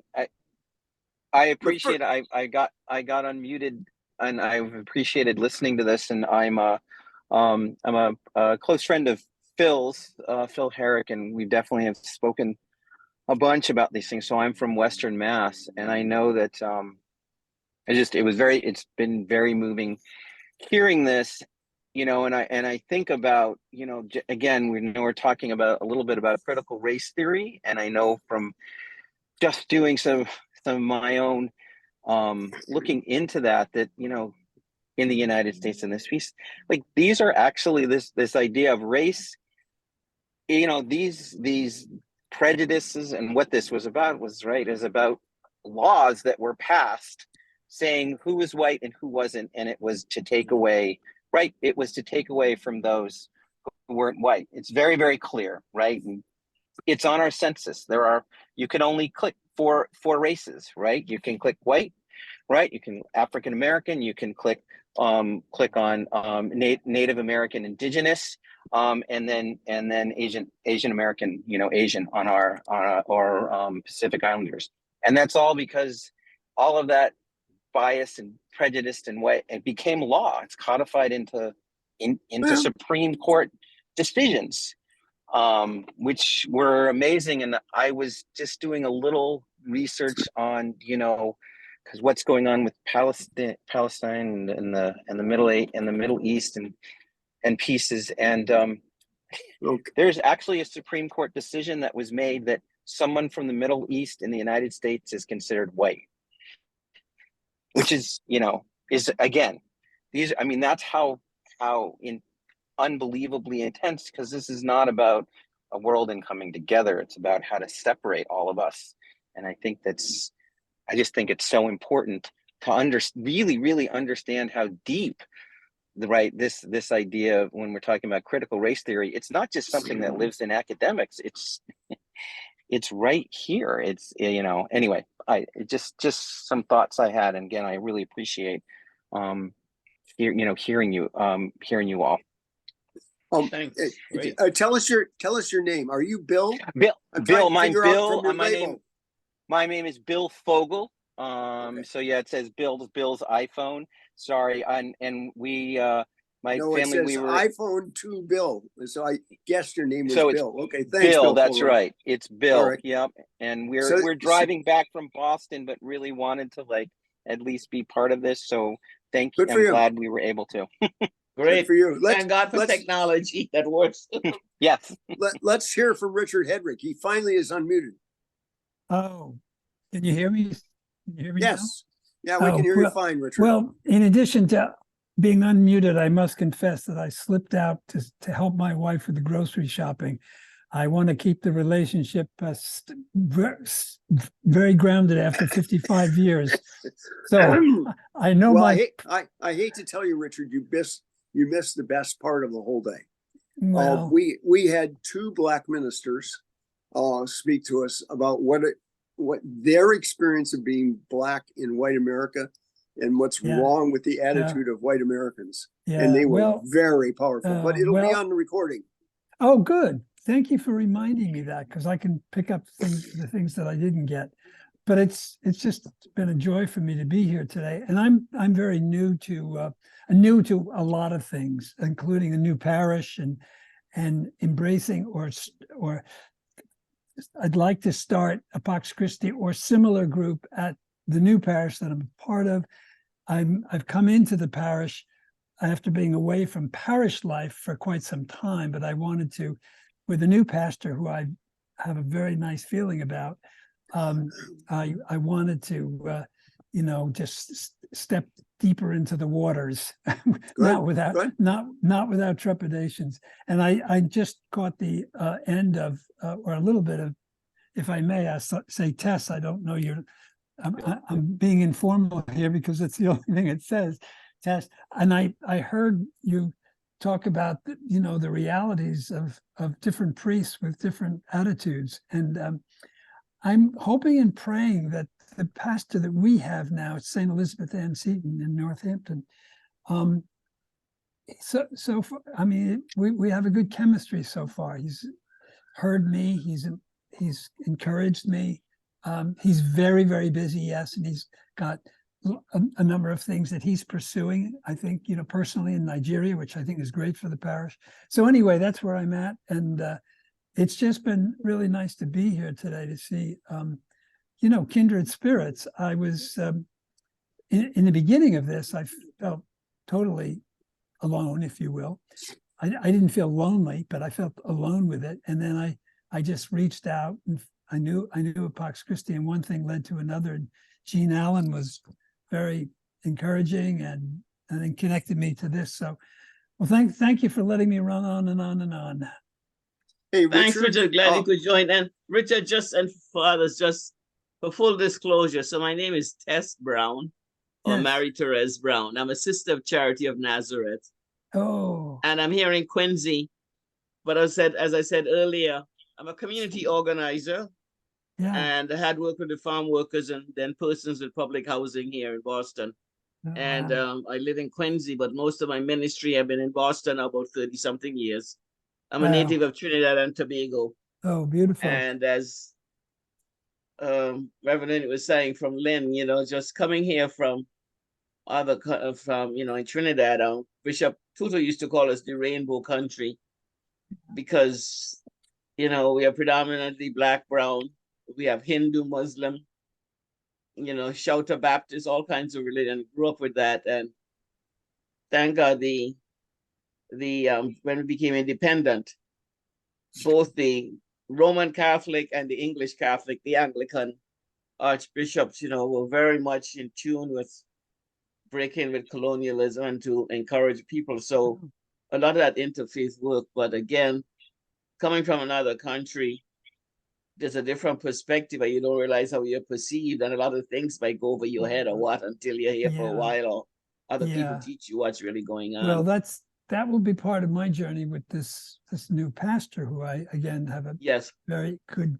That's important, Richard, and to walk with him, because one of my concerns when we used to have some meeting with the archdiocese here, they used to have an ethnic apostolate, and there was the Office of Black Catholics, the Office of Hispanic Catholics, all of that's just gone by the wayside. And so you have a consultant now, which means you don't have a real voice for decision making. Right. But when we used to have some meetings, my concern was that when, we're bringing in priests and sisters from other countries, that they were not enculturated both with what they brought, but also the mess into which they were coming, the racism. Yes, and so how sometimes as immigrants, we are used against native born Black and brown people. Yes. And it's like how to be aware, or how to not get into that, or how to learn about what's really going on. Yeah. Well, I made a bad mistake in the beginning. I'll share it with you because our daughter is very, very knowledgeable. She has actually got me on this, hopefully, beautiful. Those of us left in the room, if we could make our way to the front. Hey, Richard, before we break off, there is a wonderful fellow you should get to know out there. He's in Palmer, and his name is Michael Moran. Oh, I know Michael, and I am part of the small Western Mass group. Yes, and Michael is he's sort of a gatekeeper there, I think, and I've connected with him. Yeah, I would call him a pillar, but anyway. Okay, good. And Richard, thank you. My parish, St. Catherine's Drexel in Boston, the Nigerian Catholic community has their headquarters there. Wow. So if you go on our website, but also maybe that's a way you can talk, because the vicar in our parish, who's the vicar as part of the parish, he's part of our parish team, and he's also the one working with the Nigerian community. He's Nigerian himself. He's a Holy Spirit father. He's an order priest. But he wouldn't be someone who maybe could be as supportive or talk with your pastor. Your pastor could talk with our pastor, Asta Pratt. But we have a Sister, large Nigerian community Yeah, that's and Catholic, it's- yes. it's Sister Tess' last name is what? Brown with an Brown. E. Oh, BROW N-E. I'm a sister of Charity of Nazareth, and the parish is is St. Catherine, St. Catherine's. K-A-T-H-A-R-I-N-E, Drexel Parish Oh, yes. in Boston, Roxbury, Dorchester. Well, I used to But work. good luck, and thanks Thank for you. accompanying that past, and good luck with you, and thanks for joining. Okay, folks. I guess we go back to the main group. If we could come back for the last 40 minutes, please.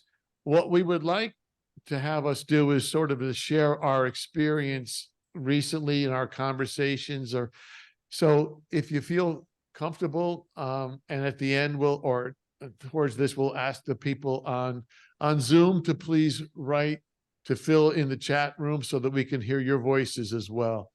So if you could, again, like we're doing, can you come up to the front here and share what you thought or what was spoken about at the table, please? Anybody? Yeah. Come right up at that microphone over there, please.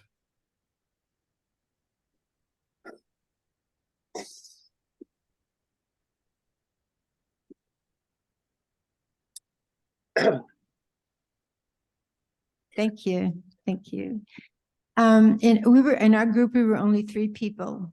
And all of us came to the table saying that we already had a lot on our plate, but we certainly want to continue doing what we're doing. And in a very concrete way, I'd like to say that the Boston chapter, Pax Christi, the Paulus Center, we're going to make a contact with the woman who, God, where is she from? One sec. St. Cecilia's Parish in Boston. We wanted to make a contact with St. Cecilia's Parish because we shared Dr. Wester's letter. And so here she is at this meeting. This was a great contact for us in Boston, at least for me. And Irene is in our chapter also in Boston. Anyway, we want to try to connect, which will expand the work, at least around disarmament and Archbishop Wester's letter. We did not talk about the incredible theme for today in terms of racism, the subject matter that is so profound. But we wanted to talk where we are in our group. So we're going to try to make our contact in Boston to widen the group because it's a small one. And then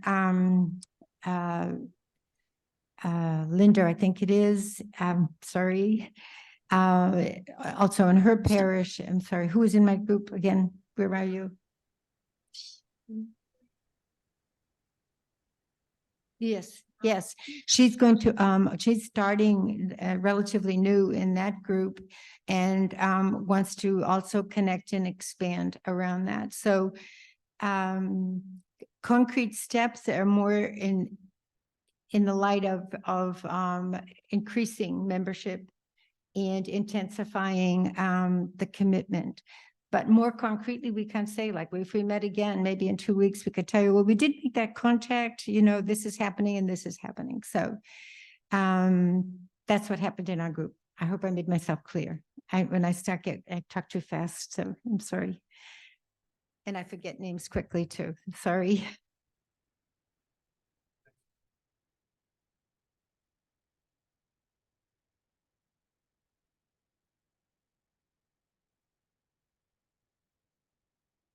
Hi, everyone.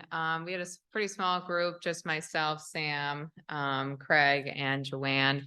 And I could just say quickly, our takeaways, really, we dived more into the power of story. I felt like our panelists did such an incredible job, and it's so moving when you hear someone's story that for myself, I couldn't help but dive a little into what my story was so that it can kind of continue to be felt and then shared with others. And so I had shared my experience of being a clinical social worker in New York City. I'm from New York originally, and what it was like to be a white social worker in New York City dealing with the foster care system. And then most recently living in Lewiston, Maine, where it's a big refugee resettlement area, and what it was like to be a white person among people who are coming from all across the world, just trying to make a new life for themselves. So those were just some of the stories that I was sharing with my group. I think Joanne spoke as well about how she was involved with some tribal groups in Arizona and how it helped her. She told several stories about that and found it very interesting. And I talked about being part of the New Democracy Coalition that I've kind of sat around for a while, just in the back of the group, and we would talk and collaborate. And then we had this sit-in in Mayor Wu's office, and there were 4 of us that got arrested for having a sit-in, and we spent the night in jail, and our charges were dropped pretty quick. And since then, I felt a real integral part of the group, and so my point was that I think sometimes you have to take kind of a risk and do something out of your regular pattern of behavior, and then you may lose some of your friends, but then you'll gain a whole new community that's so much more enjoyable to be with, and I think that's important to me, because also I gave up some land to the Wampanoags about 1.5 years ago, and it's opened me up to a lot of, a much more vibrant community than I knew that was around me previous to that. So that's kind of what I think. Joanne, is that okay? Okay. Thank you.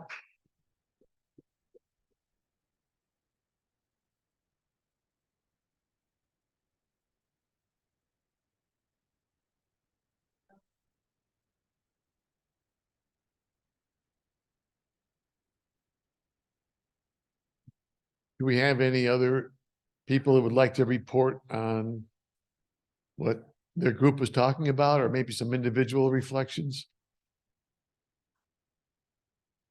Scott's group? Oh, are you coming up? Oh, okay. I was in Scott and Jane and Rocco and Phil's group. And we tried to talk about how to problem solve for one of Philip's issues of how to work in a kind of racist, classist committee. And we went all over the place from there. But, like options, do you call them out in the committee? Do you call them out one by one? Do you try and build the sister-brother relationship first? I guess we didn't come to conclusions. Oh, and Al was with us. But it, in my mind, and I'm not speaking for the group now, the Fratelli Tutti talked all about dialogue, and it's being brothers and sisters all, right? That's the Pope wrote this book. And it's about dialogue. It's about being the body. And so to me, that was one of the main takeaways of the day, not necessarily our discussion, but one of the main takeaways of the day. So that was just personal observation, not speaking for everybody else, but thank you.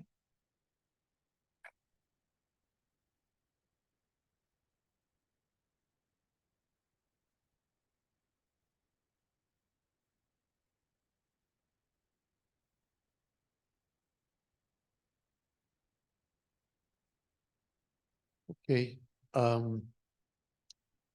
Sister Linda, did you want to give us some specific suggestions for next steps with the understanding that these are just steps, meaning that there are other things we can do along the way.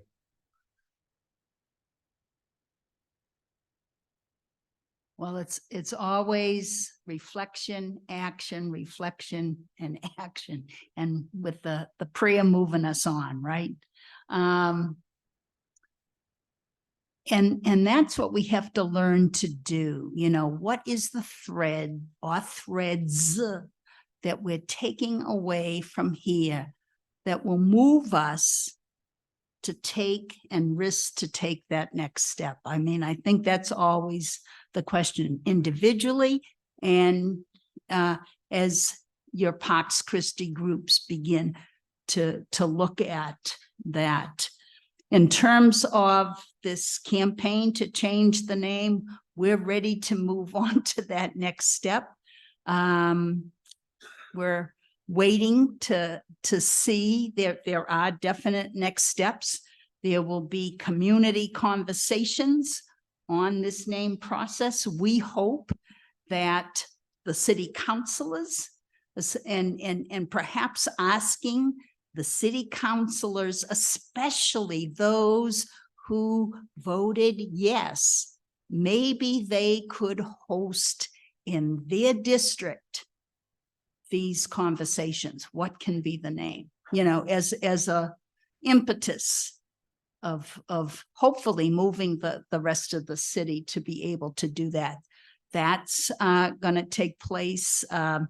We have to look into the final decision is going to come through this very tiny commission. It's the Public Facilities Commission of the City of Boston. 3 people, they're going to be making the final decision on this because they're the ones that decide any name change on a public building, you know, it has to go through them. So we have to really build up that. Yes. And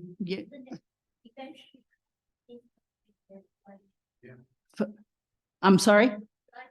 Oh, absolutely. Yeah. Anybody, sure.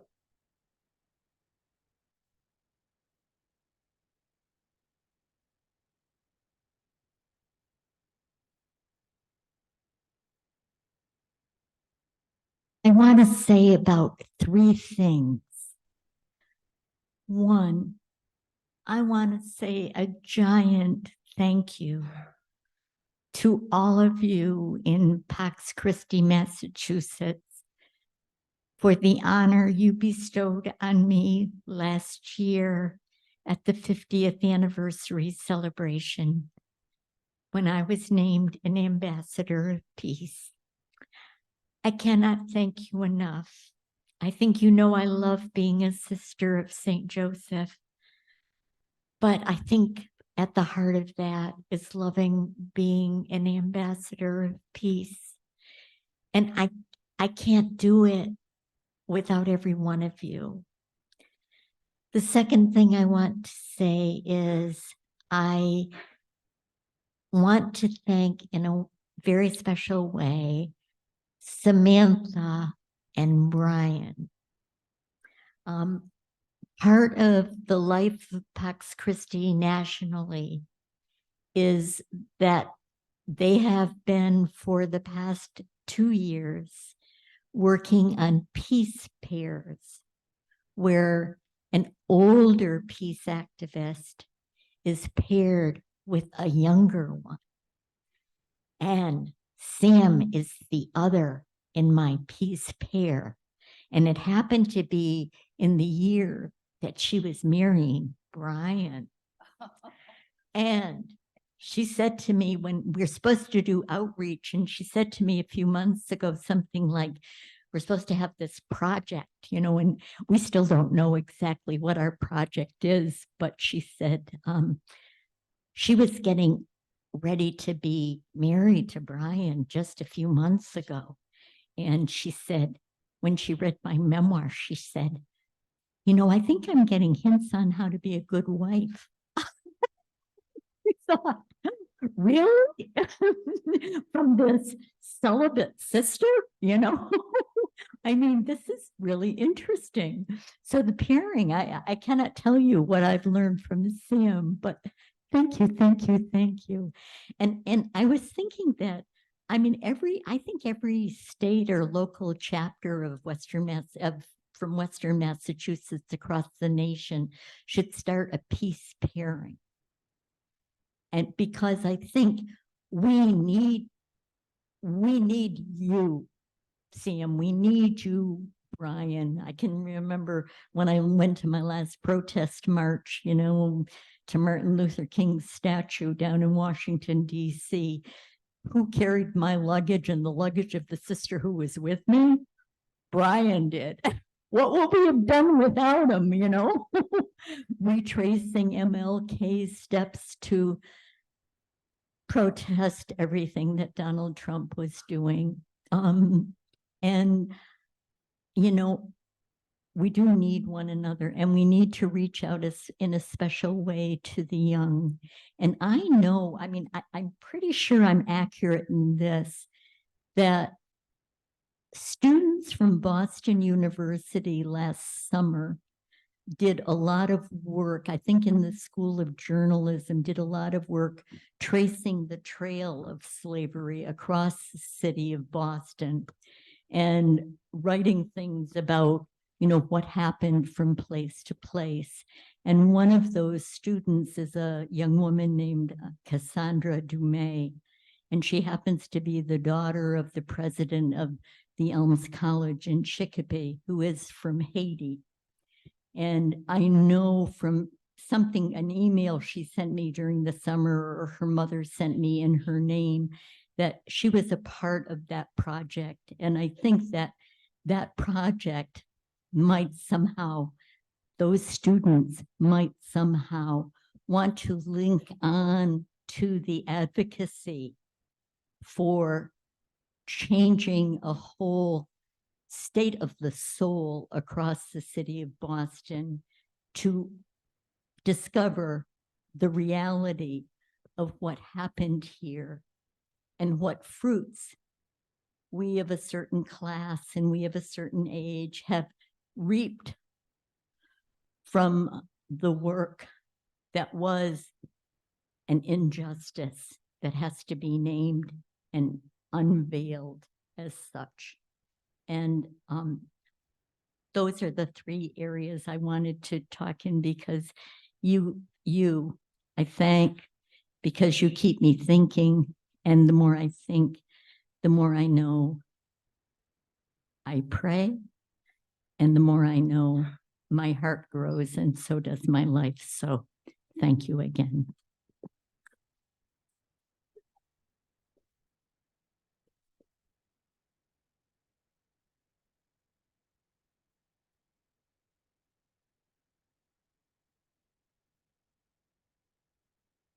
Well, I remember Reverend Andre said to try to change things, change the systems, looking at the systems. And I came across this piece of legislation that, my God, if it ever passes, it will do just that. And it's House Bill 3956 right here in the state of Massachusetts. It is called an act creating an independent correctional oversight office to facilitate the recommendations of the Special Legislative Commission on Structural Racism in correctional facilities across the Commonwealth. And if that passes, there'll be a team named, and they'll have an opportunity to go in each prison in the state of Massachusetts and interview staff, interview prisoners, inmates, whatever, on what do they see, what is their experience of racist practices, policies, and procedures. That will come up as a report. They will make their recommendations, and these recommendations will have authority to change. So that if this bill ever passes, really, whoever this structural racism team will be, this independent oversight committee, that's the power of it. They will write up a report, they will make the recommendations, and these changes have to be made. That's what they're mandated to do, yes.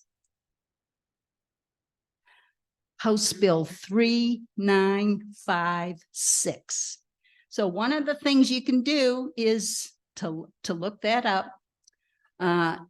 See if your state rep and state senators name a co-sponsor in that bill, because if not, that would be good. They need to do that. So right now it's in, I believe, in the Judiciary Committee. They need to release that favorably. Or if they don't, it dies there. But this comes from a former wrongfully convicted prisoner, who's Sean Ellis, that we gave the Peacemaker Award, how many years ago? 3 years ago? 4 years ago? That's his work. That's his work. And I mean, I saw Sean 2 weeks ago, and I said, I am really going to try to push this bill, because can you imagine if this passes, that's going to change the whole criminal justice system. If the criminal justice system can be looked at with an anti-racist lens, well, that means other systems can also be looked at in that way.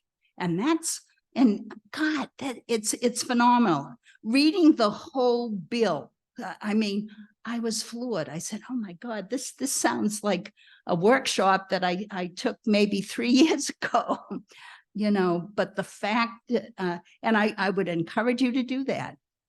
And that could be an action, you know, House Bill 3956. And that would be, because that is going to change the system if that goes through. Take a long while, but it's one step towards that. And that's what happens when you look at a system from looking to see where the consciously and unconsciously ways that racism continues to have a devastating effect. So that comes from Sean Ellis and the New England Innocence Project. They also filed 4 other bills, but this is the one that really touched my heart. Yeah, so that could be a very specific action. If each Pax Christi group just did that, follow up, that could make a real difference. And I can write up something, Rocco, for us to put in our Pax Christi newsletter, you know, but I would recommend that you study that, and that could be a way systemically. Anybody else?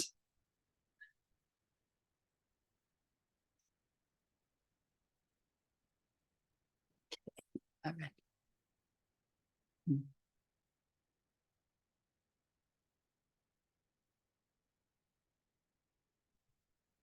Thank you. I'm going to read off the link that Sister Tess sent, but then I'm going to just put it on the bulletin board so you can take a picture of it on your way home. This is for that, it's an article from WBUR News that talked about that covenant that was embedded in many of the deeds here in Massachusetts that would then block that piece of property being sold to either a Black person or an Irish person from way back when.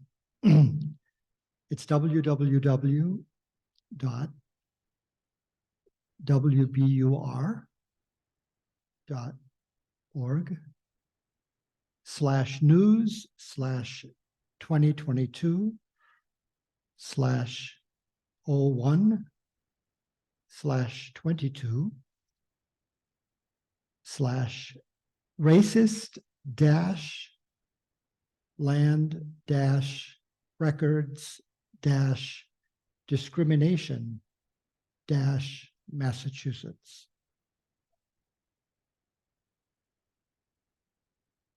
I'll repeat it one more time.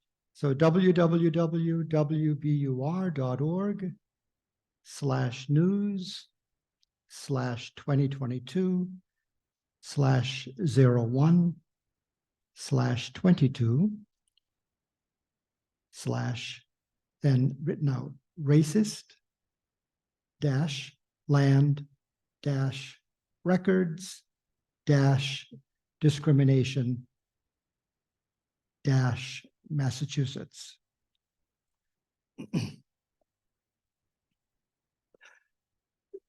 So with that, we bring our day to a close. It's been a very full day, from prayer to study to action.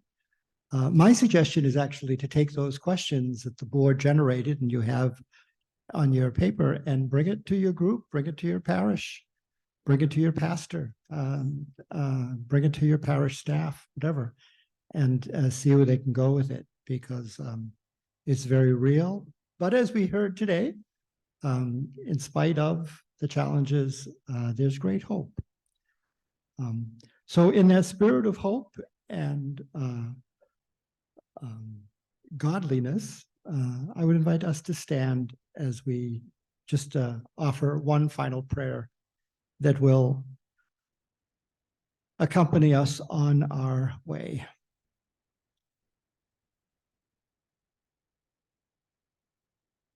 As we heard in the opening prayer this morning, that the Spirit of God be peace. May we breathe peace and live peace.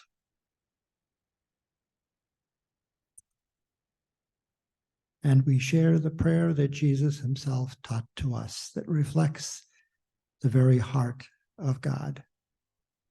Our Father, who art in heaven, hallowed be thy name. Thy kingdom come, thy will be done, on earth as it is in heaven. Give us this day our daily bread, and forgive us our trespasses, as we forgive those who trespass against us. And lead us not in temptation, but deliver us from evil. Amen. And to each and every one of you, thank you for being with us. You're great.